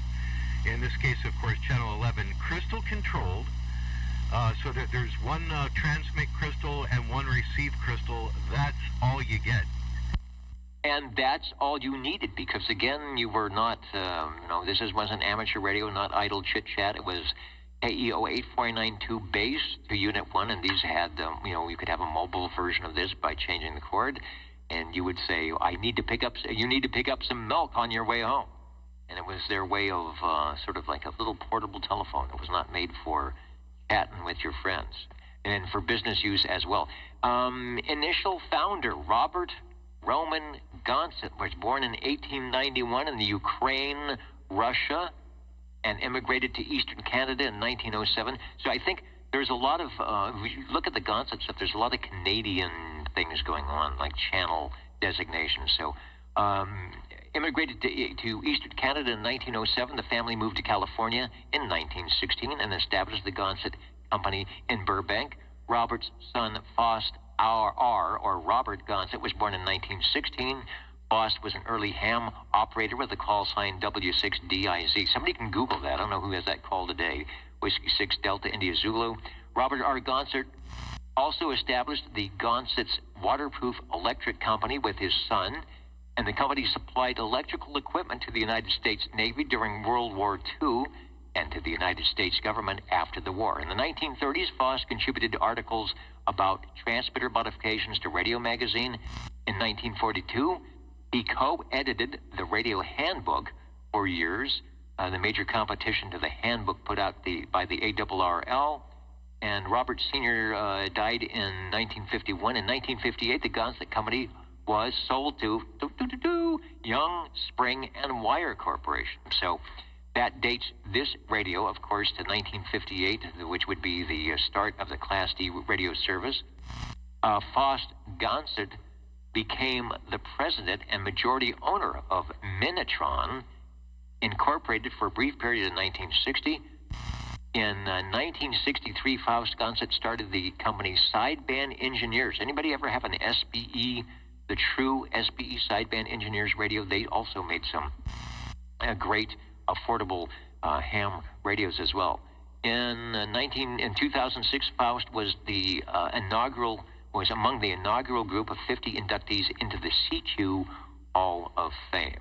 And it goes on and on, but the, 601 South Main Street in Burbank. We'll have to look at General Radio Telephone, who was also in Burbank, and see if they were neighbors. 1958 to 59, a division of Young, Spring, and Wire Corporation out there in South Main Street in Burbank. I know I talked a long time, but I wanted to add a little bit of history to a radio that looks great, sounds great, and is one reason why we are here on the Old Tube Radio Network, to pass on some history. Take another transmission before you go.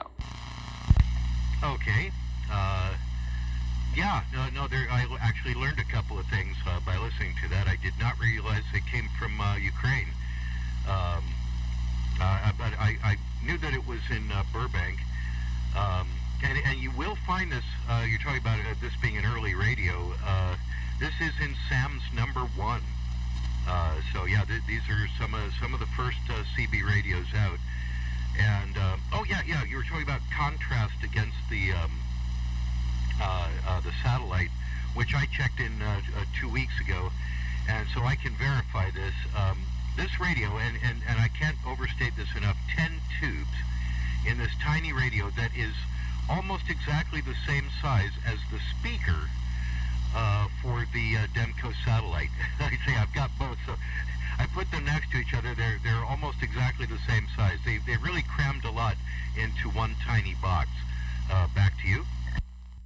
They were good at doing that. Reminds me of the oscilloscopes we had at the TV station. They were the long, small profile like that, but a very long base, and they kind of slide in a rack mount, and you would pull them out, and the same thing. The tubes were just packed in along the side and along the bottom. And using 10 tubes, maybe you have a rectifier tube. We check in 7 tube radios, and I think Jerry in that Lincoln has a 5-tube radio. So they got tricky at figuring out how to pull the tubes. But one of those tubes, this would be a 9-tube radio were it not for the cool Magic Eye tube. Faust Gonset, thank you so much. Burbank, we'll have to do a Google search for 801 South Main Street and see what's there. What we know, what is here on the Old Tube Radio Network in 2024. G11 still going strong. Thanks. And a great picture, by the way. Thanks for that picture. It really helps to bring things along. The Gonset Diamond. Let me go to the close-up. Anybody see the Gonset Diamond? That is on a lot of their radios, the communicator, little yellow CD radios, and some other things that they made as well. So that is a cool thing. Thank you for bringing it by, radio number 2. I'm sorry, radio number 3. For letting me check it in. Spooky Magic Eye Radio, number 3. Just one more to go before we're finished with all this for this year. And I'll bring him back from time to time. But yeah, this is one of my favorites because, again, like you were mentioning with the satellite, that's a lot of stuff to drag out here in the middle of the night, I got to tell you. This one, I can actually hold this and several other things when I bring it out. So it's a nice little radio. Thanks for letting me check it in, and we'll catch you next week. See ya. Dennis? This is the Basic Dennis, over. 801 South Main Street, Burbank. Able Scene /LA. Audio-visual equipment supplier. All right, so probably the same building, and I'm sure at 801 South it's probably a very industrial area, and so they just probably kept all the rack gear and the little parts bins and moved the thing in there. All right, thanks, Harvey. So, Gonset G11 looking good, and I bet they came and they said channel 27085 and channel 11. There was a Canadian version of that, but probably came with channel 11, which was a call channel, which is one reason why we, the Old Tube Radio Network, are here on channel 11. Chris, step up into the air chair. Don't transmit just yet. I want to say hello, radio, to we're one of his biggest fans, and he's one of our biggest fans, or whatever I just said, from ExtremeCB.com. There's the logo right over my face. I like that. I should just hang that there. For Mr. 007 Extreme CB, late night check-in from the Jersey Shore. What's going on the Jersey Shore tonight? We are having weather like the Jersey Shore, I think, here in Central California. But thanks for joining us on your late night as it goes into our late night. And hope all is going well and you're doing some exciting things in the world of 11 Miatros. Radio number 4 is about to key up. Hello, Chris. Hello, Dennis, and this is another Burbank radio. I check in the general radio telephone, the Super MC11A, 24-channel tuber with the original handheld stock microphone and 9 tubes. Put me in the queue, Dennis. Roger, you will be next. Or I should say, Harvey, you will be next. Roger on Harvey, you will be next. So, there you go. 9 tubes, and it could have had 10. Were they to walk down the street to 801, whatever that was, they probably could have picked up a couple of spare magic eye tubes and maybe figured out how to put them in the unit there. I am looking for, and I know we have it in the Rolodex here before you go, General Radio Telephone Super MC11A. So we go from 1959 to probably about 1970 or so.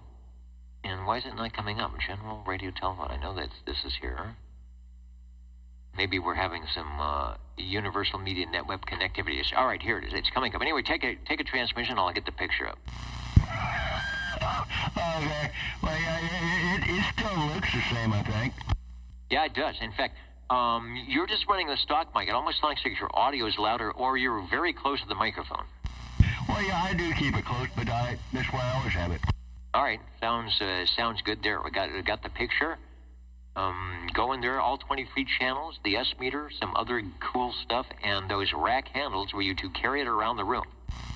Yeah, there's not really enough room there. If you have big fingers, boy, it's kind of hard to get through it with the lip of the side, the casing of the radio. I can't. Maybe if I go from the inside out, but from the outside in, you can't do nothing there. Well, we'll have to trot down to General Radio Telephone in beautiful downtown Burbank and see what is there. I was looking to see if I could get an address for General Radio Telephone, and Harvey will find out what's there. Maybe it's a Piggly Wiggly. You are sounding great, Chris. The radio is sounding great. Is it you that makes the radio sound great, or is it the radio that makes you sound great? Over. Oh, I'm sure it's got to be the radio. I think it might be a little bit of both. You are radio number 4, and thanks for bringing it by. A fan favorite for sure. Well, thank you, Dennis. Well, at least, it still works.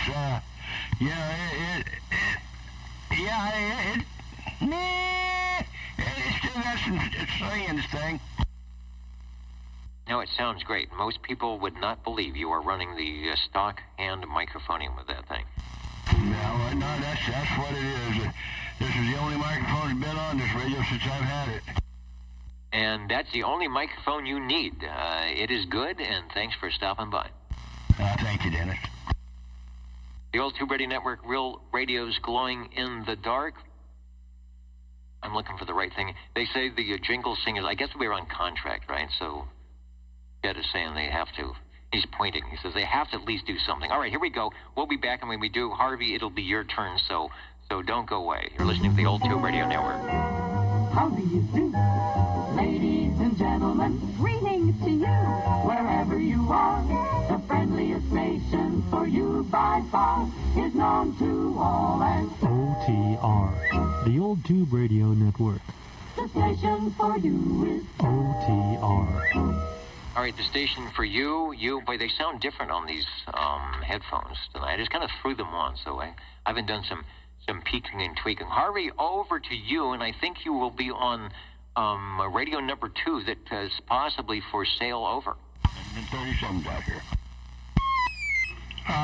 Go ahead, Chris. Are you sure? Yeah, he's gonna talk a long time. Okay, well, I want to check in. Hello. Yeah, it's working. All right. I want to check in on my Chris 23, I'm sorry. My G-Powermate, Jim Marine Products, 23 channel tuber that goes in the dark.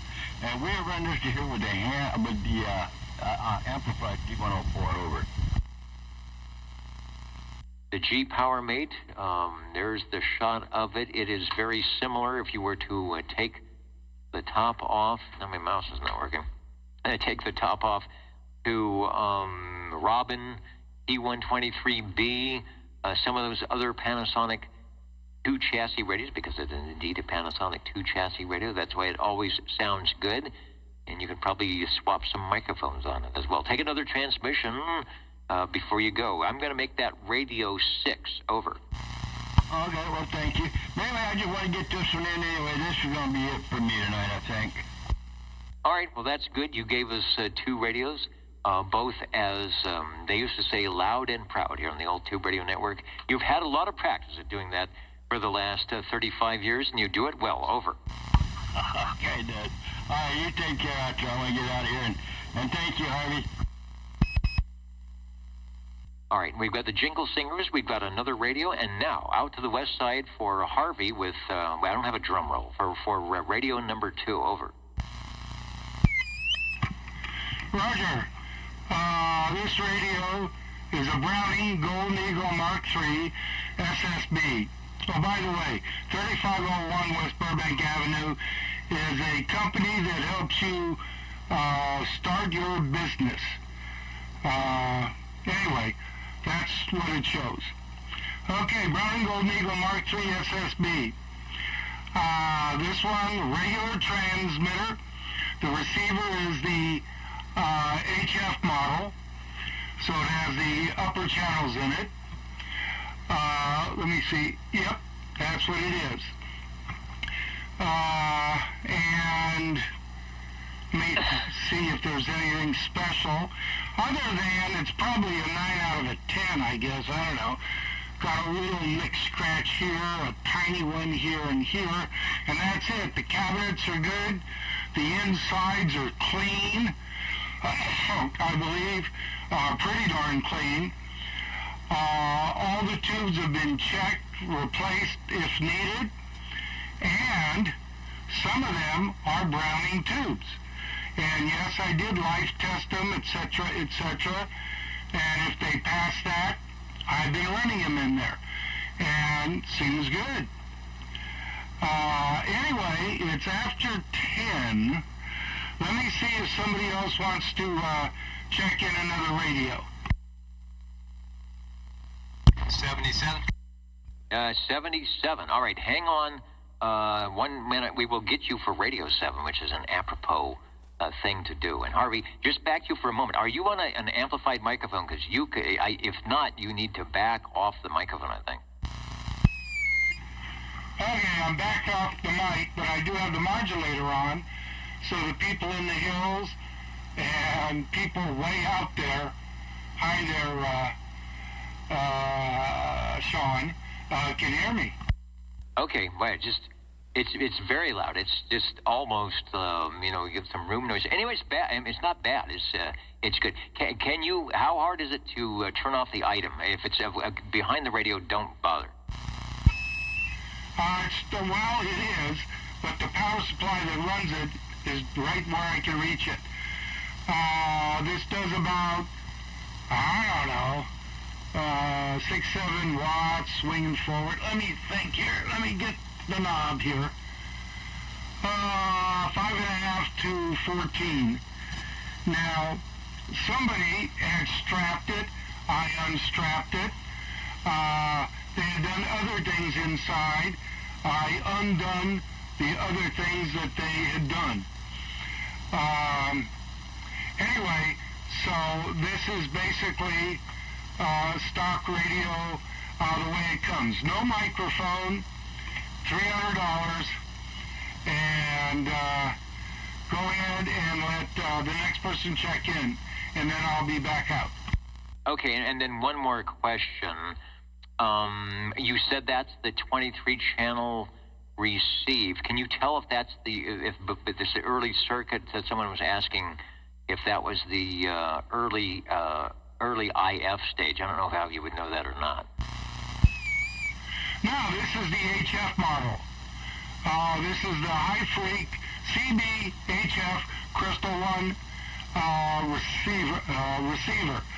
So it's the last one they made in the Mark IIIs as far as I know. CB HF Crystal 1, the correct dial is in there to go up to 595 and whatever. So that's this one. 300, no mic, because I didn't get it with a mic. You have to twist my arm to get a mic, but I guess I can put a D104 on. I'm using an unamped D104. I'm talking about a foot away. The gain control inside is up 1/2.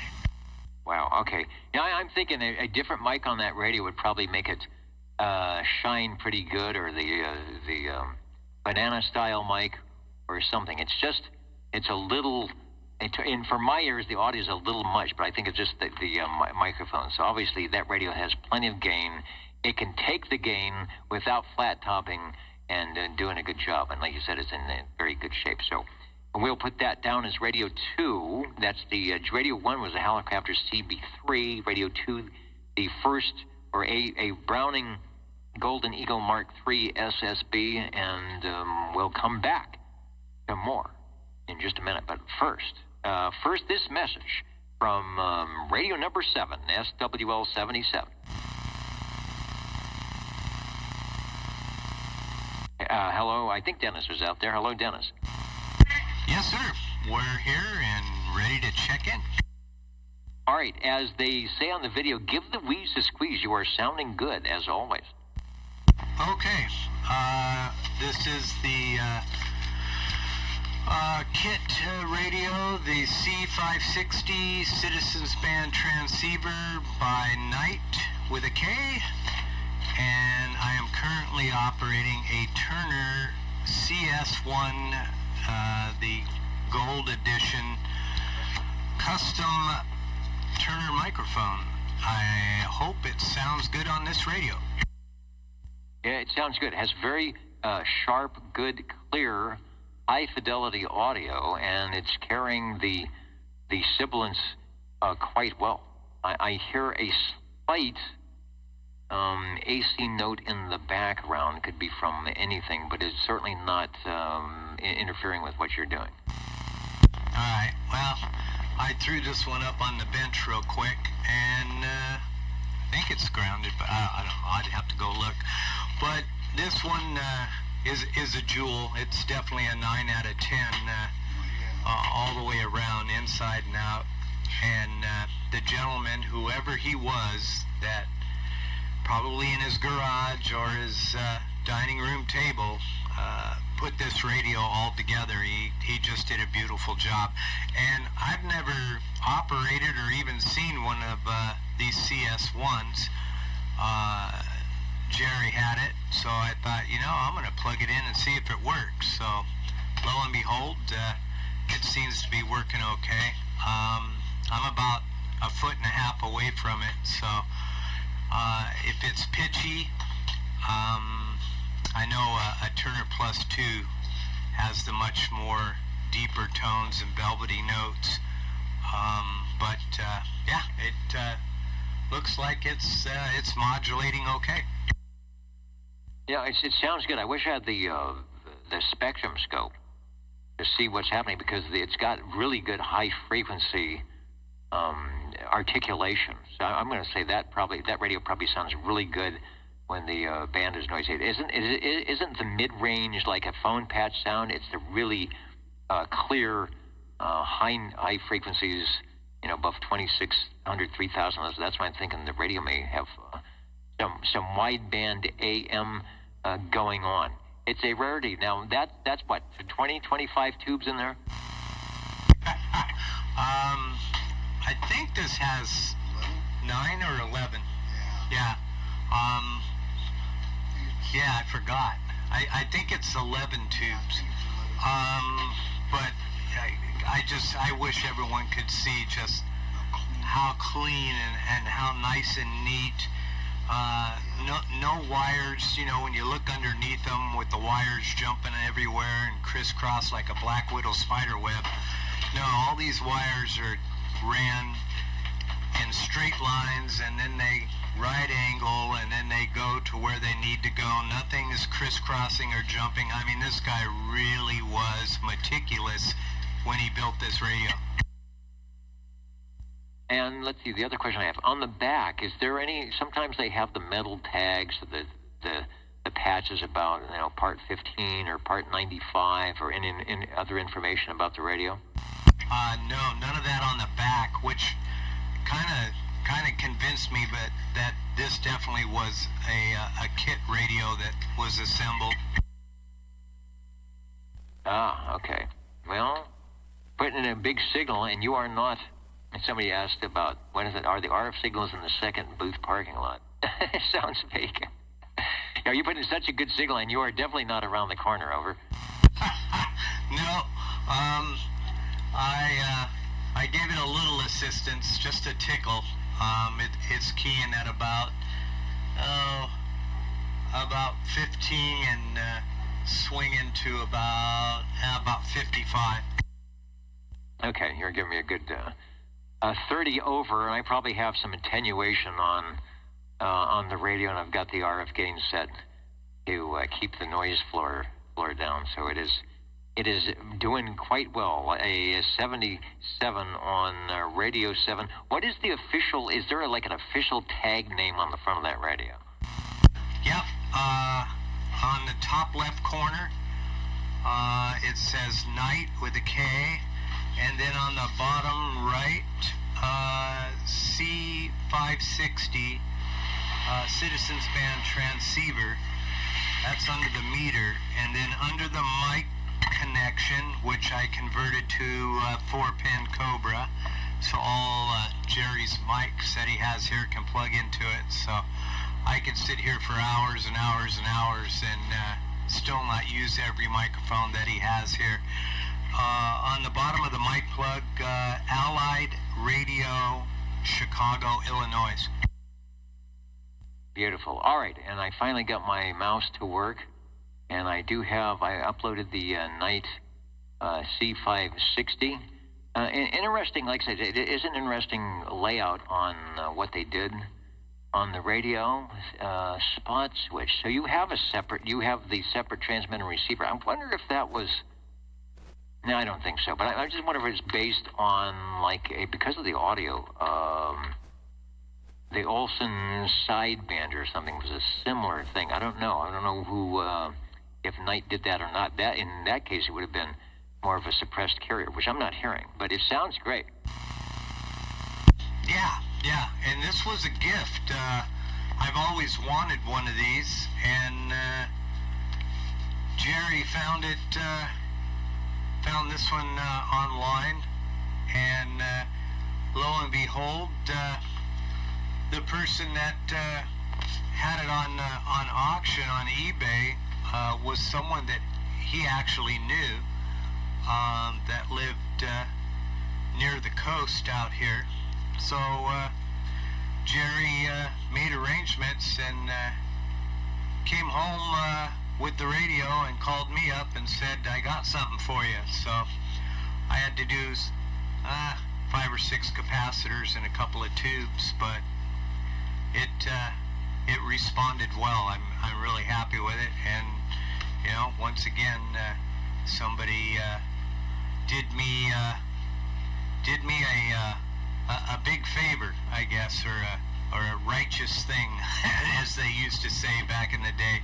But I'm really grateful that Jerry found this and went through the trouble to land it and turn it over to me. And you've done a great job on it. And it's good karma, right? Good karma follows good karma. One last question before we go, because I know Harvey has got radio number 3 in the mix.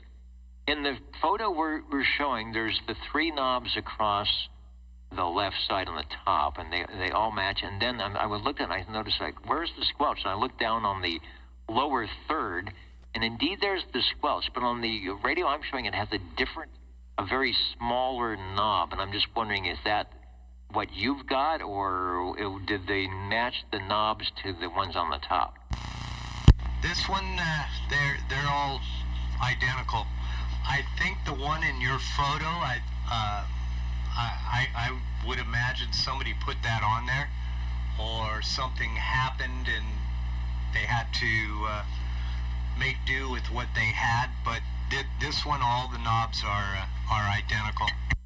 All right, and that would have been my thought, that they would have the matching knobs. You've got like we were talking about before, the matching serial numbers. From Night Kit, they also made amateur radio rigs as well. A good way to start out if you were a novice back in the day.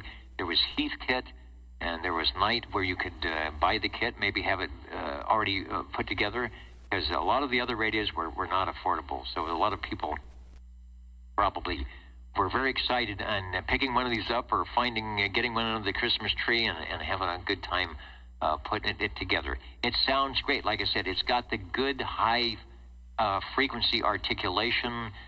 It's in the right spot. It's in the higher frequencies. It really punches through. I'm sure we could have Skipland going on. I would have no problem in hearing you. You're getting a lot of thumbs up and A+ from the listeners tonight. And thanks for bringing by radio, let's see, did we call it number 7? Yeah, radio number 7, over.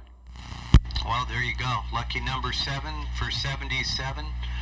And for those who don't know, 1017, the noisemaker out here on the West Coast. Okay, Dennis, I appreciate it. And thanks, everybody, for the thumbs up. And, man, it's worth sitting here on a Saturday night, I don't care how long, to listen to and check in cool old tube radios. All right, Dennis, we'll catch you later. 73. All right, you got that right. I even dress up.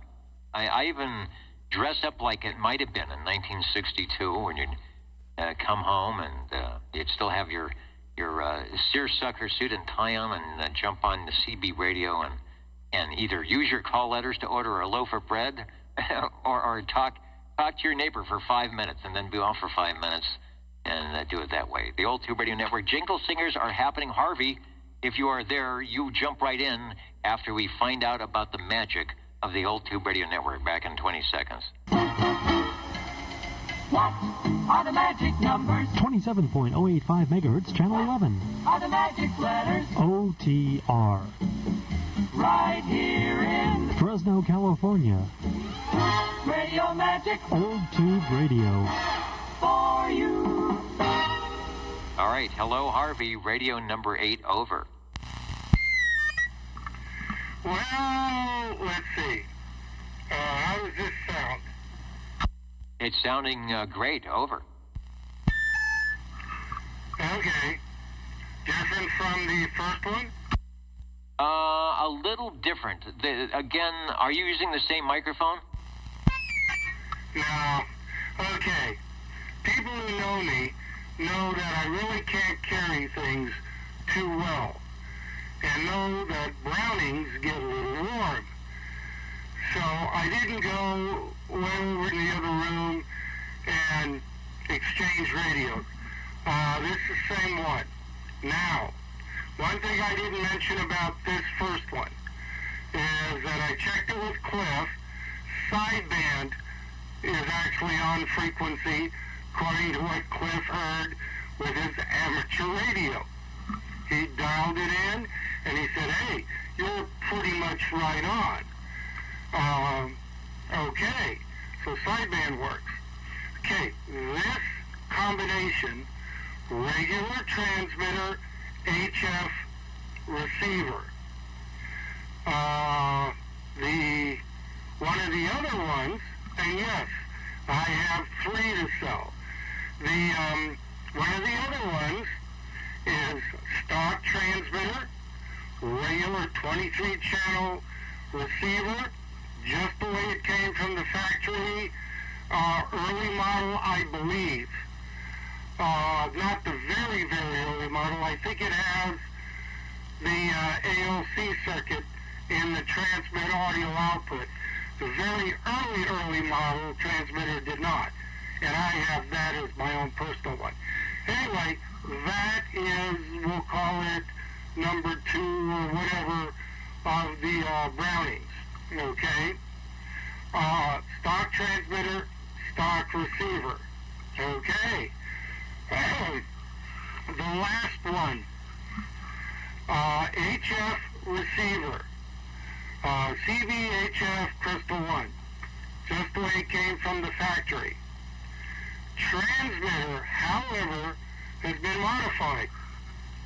They took out the SWR control in the transmitter, put another one in, same value pot, but it's a push-pull with a switch on the back.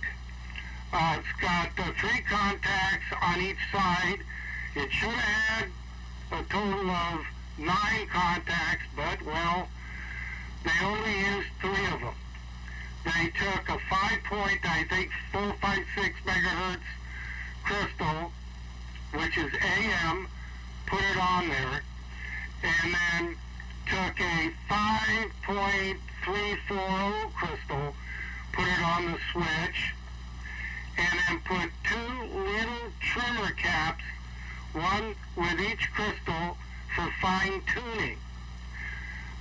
When you pull the SWR switch out, you go to the upper channels. Channel 1 becomes, I believe, channel 26. And you go all the way up, 23 more channels up with the normal skips that you would have. And when I got it, it was off frequency, high on both, and I was able to tune them in.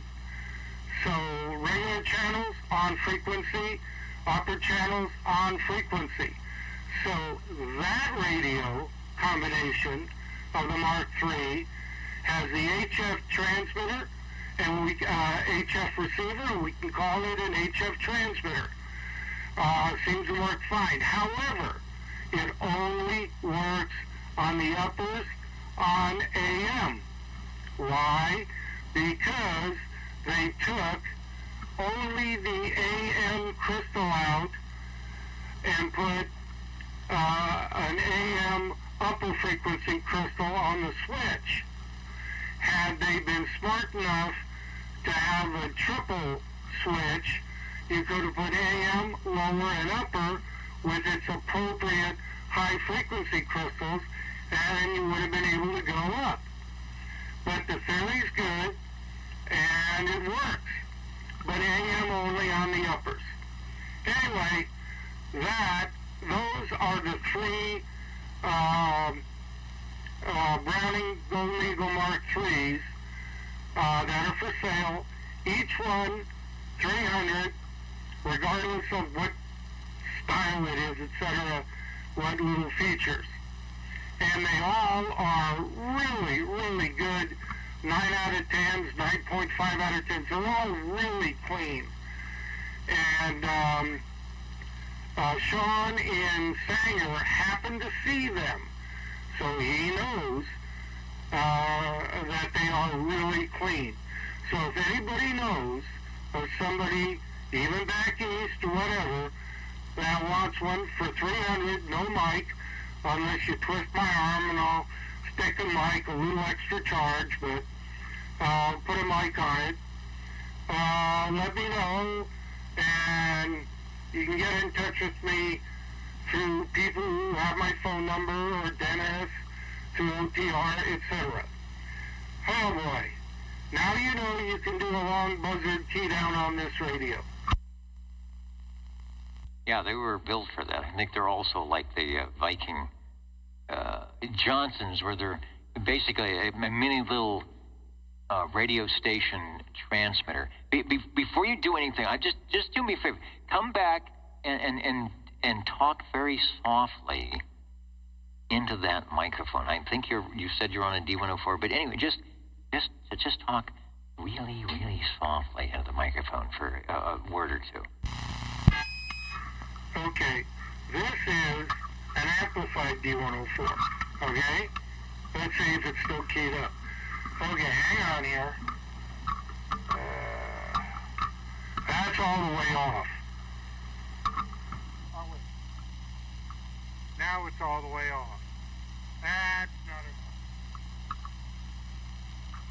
enough. Okay, that's up just a tad, and I'm talking fairly softly.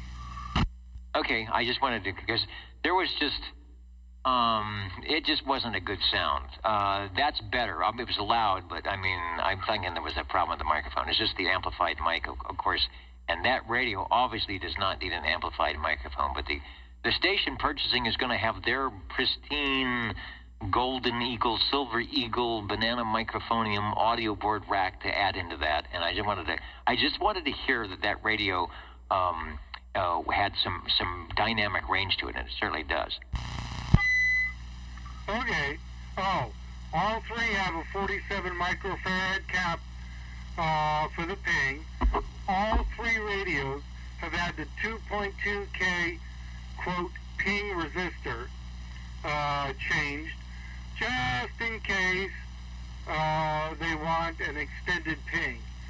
Now, any of these that sell, if I still have it here, and they want a longer ping, I can put another 47 in and see what that sounds like to them, either over the air or over the phone, and they can make a determination. In this particular radio, they had, I don't know, about, I didn't even read the caps. They had 2 caps in here, and they were original type caps from back in the 70s. So I replaced them. Then when I went to replace the 2.2K resistor, I held on to it so I could unsolder it, and when I grabbed it, it just fell apart. So it was gone. So I put, in place of the quarter-watt 2.2K, I put a metal film, heat-resistant 2.2K 2-watt resistor in. I have a whole bunch of them, and I put them in every receiver that comes across my bench. All right, very good. Well, those are modifications, or maybe not modifications, but things that make sense. Don't, drill unnecessary holes in the front of the unit, and do it right. Okay, before you go, we're going to go back to, we asked a question earlier, and it was Dwayne, and I guess he was asking, or he is asking, and let's see if I can say this correctly, because you may or may not know what he's referring to. Regarding the transmitters on the Brownings, can you tell if they are early or late because of them having the limiter circuit in it? Over.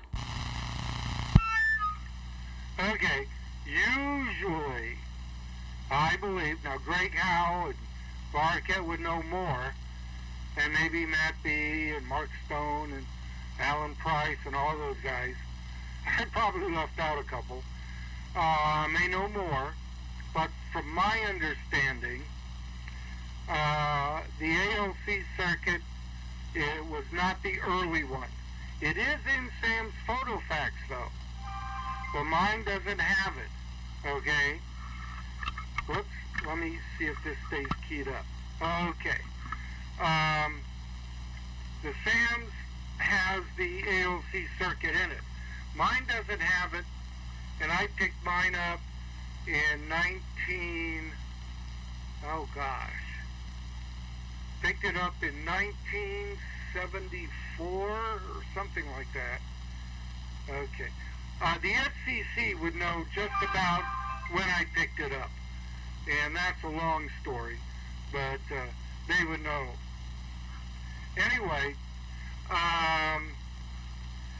now, in the early models, there was a, I think, 3 to 12 picofarad ceramic trimmer cap that came out of a hole in the top of the chassis right next to the final. That was for fine tuning. People would mess with it, etc. People would strap the radio to the max, and that thing would burn up. How do I know? You know, Dennis, I burned my radio up. I burned that out. Anyway, there's a hole there. And Barkett said, you don't want that.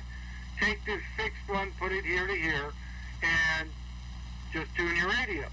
Okay, that's the first model. The second model came out with the hole in there, but a fixed cap underneath. Okay? The third model, as far as I could tell, came out no hole in the top of the chassis to the side, inner side of the final tube. Okay? And when they went to the ALC circuit, I'm not sure. I just know mine is an early model without it. All right, and not sure, what well, I know what the difference would be. You're going to have some limiting that you may or may not want, depending on what you do, or you may want just to keep things under control. And I'm sure they were, one, trying to appease the FCC, and two, trying to make it so that it was a little less easy to overdrive things, especially just for their own purpose. Where our radios always sound good, so we'll make sure. we'll make sure of that no matter what you do. Although Brownings are typically, they have that Browning sound. All right, Harvey, very good explanation. We'll get back to the control room here. So that makes a total of 4 units, 3 of them being the Mark IIIs, and you said they're all in cosmetically very good with some internal, I guess, differences. But you've explained that, and you can obviously, if anyone is interested, explain more or help them do what they need to do. So very good. You have done a lot of work, as always, or as usual, I should say. And so hopefully, one, we'll be able to generate some more radios around here locally to share over the air. Oh, someone asked, assuming someone has a radio table and they're looking for that first radio, and they want to bypass, the single channel Gonses. They just want to go big time. How much radio real estate would they need between the two? Let's say they're going to go side by side. Are we talking about 3 feet? Well, hang on here. Oh, boy. Have to get up out of the chair. Okay. Where is this thing? Here it is. You're walking around the room. Okay. Each unit is... come here. 15.5 inches wide. 31. Just go with 16. 32. Okay. 32 inches. Well, a little less than 3 feet.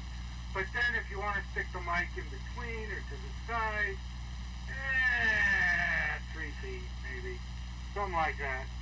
If you stack them, which I do not recommend if you're going to run them a lot because of the heat from either unit, whether it's on the top or the bottom, and I usually put the transmitter on the bottom,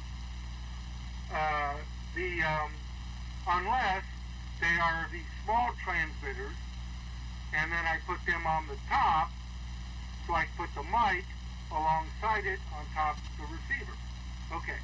Anyway, about 32 inches, so if you got 3 feet, you can make it. Yeah, and make it easy. Or if you don't have 3 feet, just take the...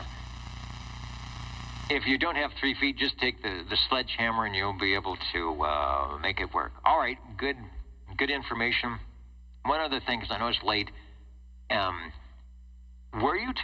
you have another 2-pin microphone that's right there? You could plug in just for a different sound. If not, it's not a big deal. I know sometimes there's like, oh, there's one right here, and it's got the right connector on it.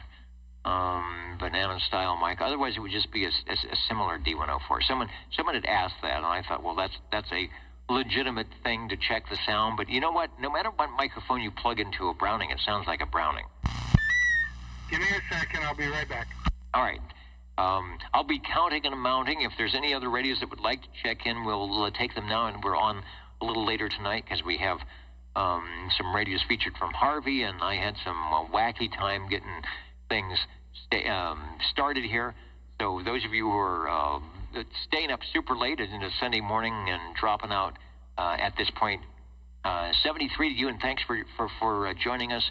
Always enjoying. I talked to our operators, and they are always pleased that people listen in and enjoy what they do, which is, keep the radios going and get on the air and take a transmission. And so hopefully wherever you are, there may be something going on like that, or maybe you could start something yourself, get sort of a get on the air evening for any type of radio, just to promote some citizen band radio goodwill and to get on the air. Okay. How about this mic right here? Okay. Now actually it sounds different. It's got a little more bass to it. This is the mic from the Golden Beagle, but watch this. Okay, I just turned the modulator off, and maybe that'll help make a difference in the overall sound. Actually, it does, because it mixes in. You're not full quieting, but you're certainly quieting enough, and it changes things a little bit. Sounds good. Alrighty. Go ahead and count them out, and I've got one more to check in, which is not for sale. Okay, what do they call it? An NFSA. Yeah, that does have a different sound, a little less boxy. Almost sounds like that other microphone has an element issue or something. And yeah, beautiful. I agree. And Foxman 362 is, I said, wow, that mic sounds really good. So that other mic you're using may have some issues. How's this? The Golden Beagle R68T68 by Browning Lavatories. Okay, the very first mic I was using has rivets on the head of the D104. I took the Element and looked at it. Stock Element, 1972, I think it said. It's 70, and it looked like a 2. Well, gosh, Harvey, that microphone's even older than you are. Oh, yeah, I wish. No, it's not. But, well, it's younger than my age, but close. As far as 72, because I'm 74. Anyway, yeah, this is the Golden Beagle mic, and the first mic has the rivets on the head, etc., and it's unamped.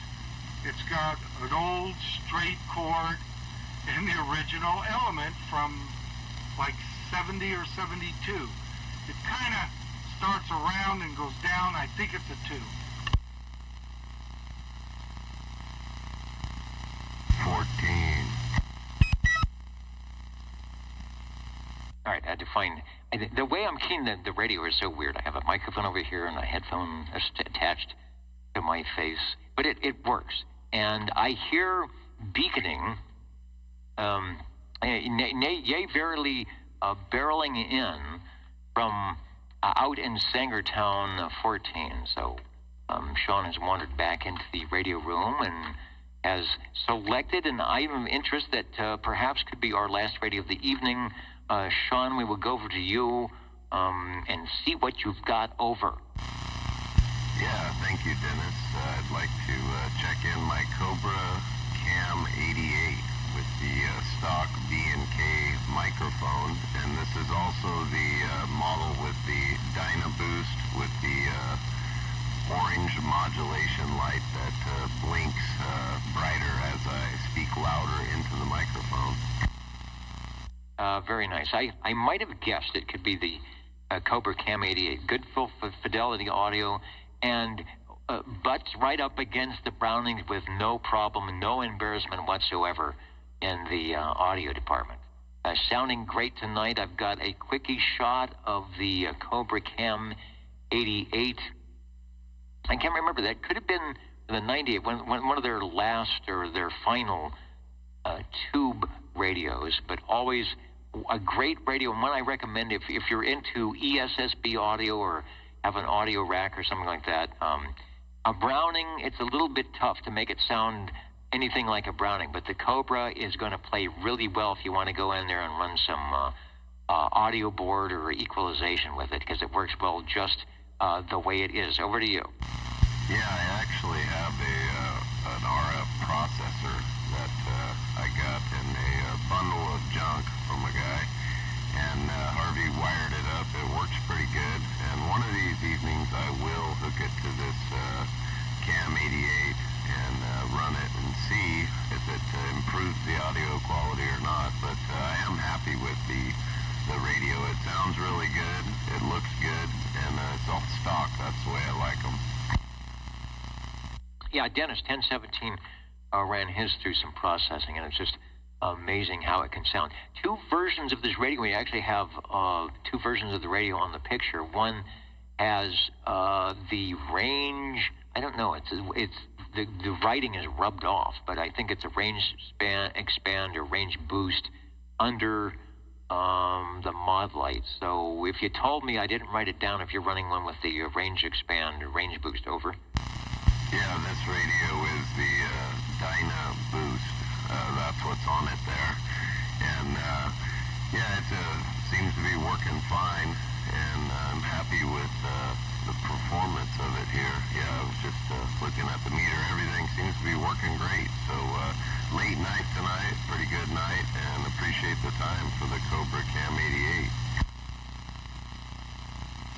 And I appreciate you bringing it by. Yeah, I remember the song Dyna Won't You Boost, and it is sounding good. From all the way from Sangren, not far away, you are coming through the noise with no problem. We had a nice quiet frequency tonight. I guess with the times changing and the sun going down, we may end up being able to play a little bit better at the beginning of the net. Radio, what radio was that? Radio number 10. We've gotten to double digits tonight, the Cobra Cam 88. Back to you for transmission, and it sounds great. Over. Yeah, I love it when the time changes, because that skip really wipes me out here. So, yeah, looking forward to these evenings that are nice and quiet, and we can all have a good chat. So, thanks for the time tonight, Dennis. All right, thanks for stopping by. The Jingle Singers are ready to go. I'm counting and amounting. This is your Old Tube Radio Network. You're tuned to OTR. your dial reads Channel 11. right here in Fresno, California. Stay with us Old Tube Radio. and be modern.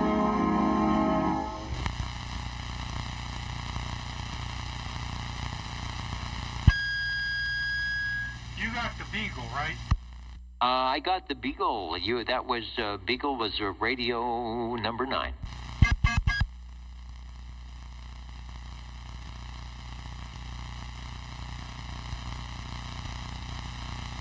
All right, I want to go ahead and put the ribbons on it, as they say, and run in the green room tonight before all the. I can smell and make another batch of popcorn in there.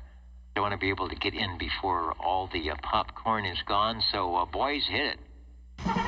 This is the Old Tube Radio Network. Ladies and gentlemen, stand by. It's time now for the current OTR totals.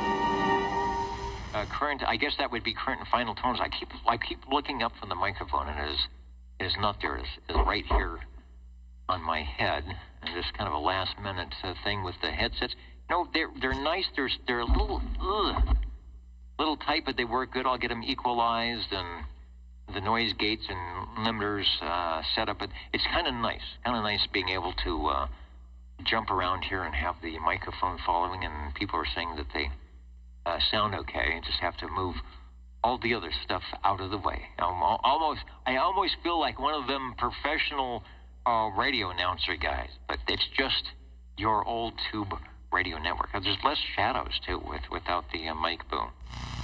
Tonight, what did we do? We had 23 check-ins on page 1, 18 on page 2, 19 on page 3, and 18 on page 4 for a total of, I count, 78. And let's see if we got anybody new on the refresh comment page. Looks like we're okay. And then people still listening in early Sunday morning. Hello to all of you, and maybe you are watching a replay from some time in the past, or is it the future? The Old Tube Radio Network, something we do most Saturdays here in Central California, a group of us getting together to get on the air, to share the radios, to talk about stuff, to check out microphones, and it has been going on, I kid you not,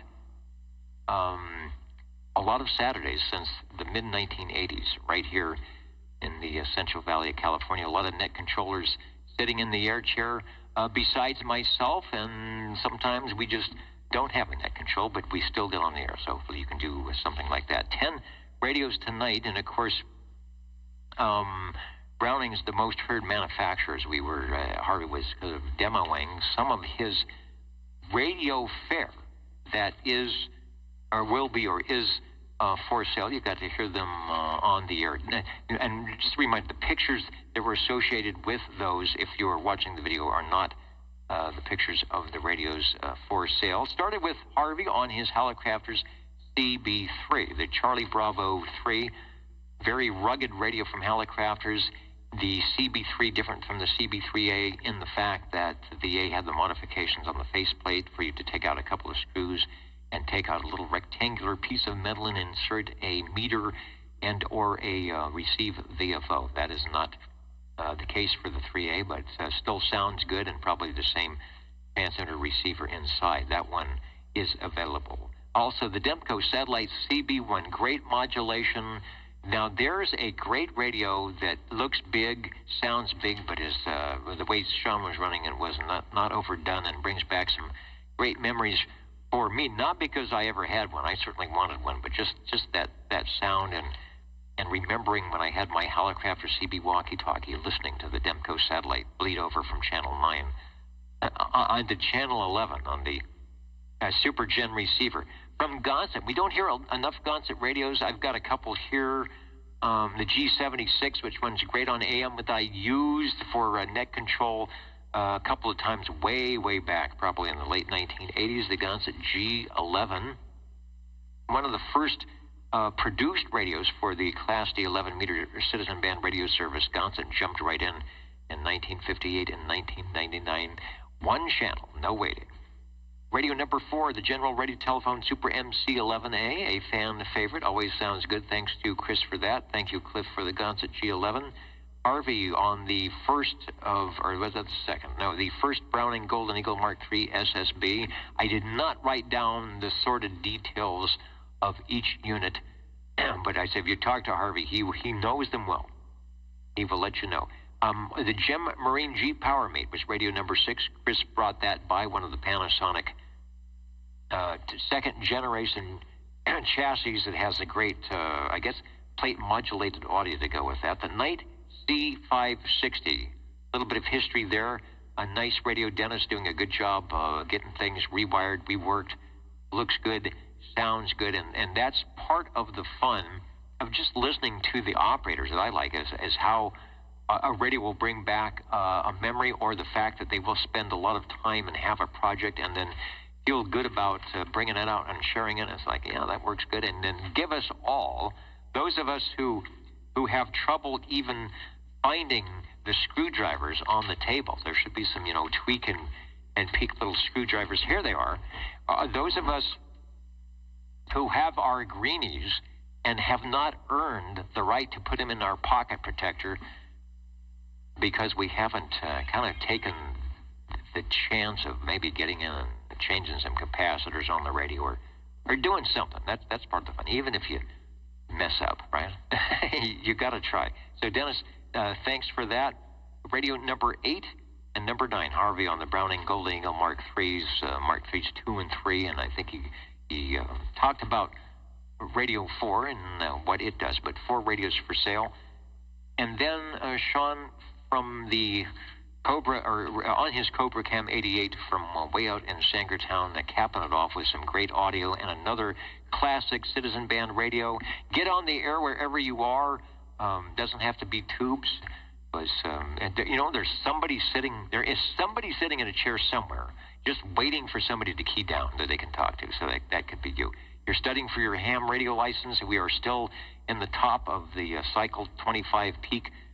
Some great years for 100 watts on a wire, or even 5 watts on a wire. I was doing some NVIS testing the other night on a SDR into Utah, and I was on 5 watts, and I was coming in 20 over on just a little wire antenna. So fun stuff. Not a lot of gear needed, and gives you a little extra real estate to go when it is just so crowded on 11 meters that you can't talk to anybody. Fun stuff. Good night, everybody. Thanks for staying up late. The Old Tube Radio Network, Real Radio is glowing in the dark. We will catch you next time on this same frequency, 73.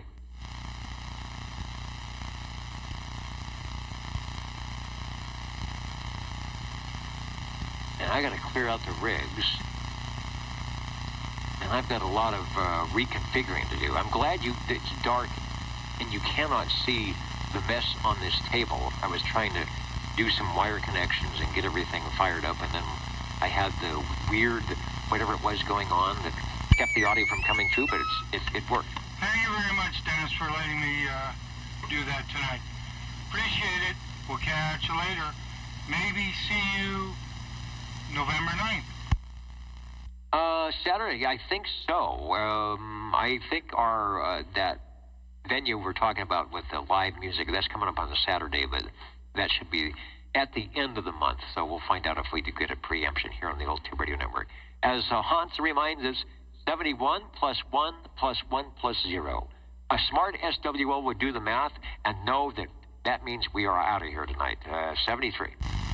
Thank you, Dennis. What an awesome show, like always, and we appreciate all your hard work. 73's 1017. Yeah, I want to see a scope on that audio. That's just, it's very hard to get that high frequency without distortion. Pretty amazing. It might be the microphone, too, or obviously the combination of the two, but this is a really cool microphone. I mean, it looks like a Turner Plus 3, but it's all shiny gold, and it's got some other things inside of it that make it special, so they called it the Custom Special CS1, but yeah, it's a really cool microphone. I think that was a TV show, CS1 or something like that. Sounds good. All right, I'm jumping out of the air chair. Gosh, it's almost 11 o'clock. We used to do that back in the day. It was 3 hours, but you realize 30 years ago, here in the Central Valley, there were a lot of people on the air on various channels around, and a lot of them would come up and listen in and join in, and we needed the extra hour. Number 2, that was 30 years ago, so do the math. And I could probably sit in a chair for 3 hours with no problem. Over. I remember staying up 24/7 just to talk on the radio. I was down there, in LA Basin, like yourself, and I would just all through the night jumping different channels and talking to different parts of the valley, into Simi Valley, or down where you were, or out to Signal Hill and Long Beach, or out the other way to Riverside and Cucamonga. I used to always laugh when I'd said that, Cucamonga. But yep, all night long jumping channels and talking all over the valley.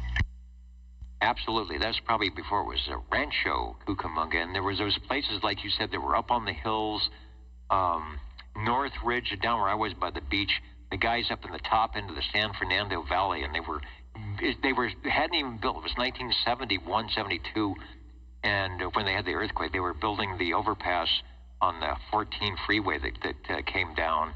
But up in that area, they were just starting to build the houses up through that area near Magic Mountain. And as they started building houses, you started hearing people. Same way without in Corona and Riverside, as all those tract homes went up the side of the hill. It's like all of a sudden you were hearing people that you did not hear before, and you're absolutely right. There was 24-hour stuff going on. There were maybe channel 12 and 13, which were designated as the call sign channels. Those were pretty quiet because people wanted you to use your call letters then. This is a legal channel. But 17 and 19, the trucker channels, all night long. It sounded like Skip. It was just that heterodyne all night long on 17 and 19. Channel 16. I never had the extended radio, but I did have a sideband radio on channel 16. That was going for sideband. So yeah, fun stuff. Oh yeah, I used to sit up on the Villa Verde hills overlooking West Covina and Covina, La Puente. Into different parts of Anaheim, and in the middle of the night, you could talk from up above West Covina all the way into Santa Monica, what was that other beach over there by Los Angeles, Redondo? In the middle of the night, man, up on the Villa Verde Hills, looking down on all the lights and just eating Winchell's donuts and drinking coffee and talking across the valley. That's what it was all about. That's right. When nobody was looking down at their cell phone and worrying about the bill at the end of the month. That's on Beach Cities where I was at. If you were down the hill toward the water, you were done. You didn't hear anything. But if you were at the top side of the hill where you could look out, and that's where I was. You could see the Hollywood sign, and you could look across and see Century City and downtown. When it wasn't foggy, when smoggy or foggy, it was a pretty good shot. And then you hope you got somebody up on a hill, or if they were running, if they're running a little power and you were at your 3 and 5 watts, sometimes it was a tough job. But like you said, at night things calmed down.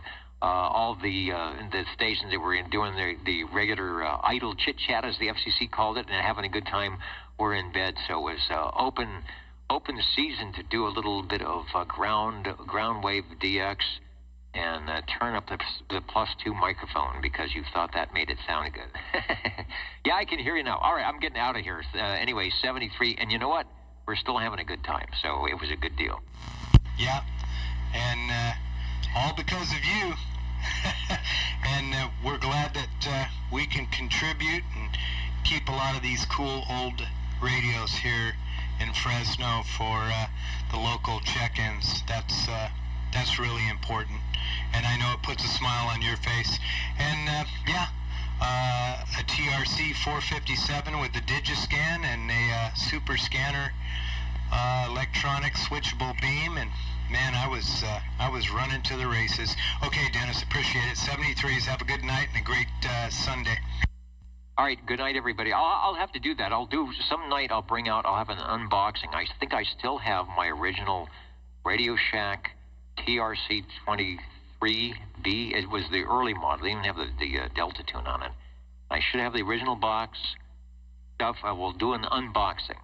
As if I was the young net controller back in high school, opening it up for the first time with its little ground plane antenna and thinking, I have graduated from the 100 milliwatt walkie-talkie. I talk to you all later. 73.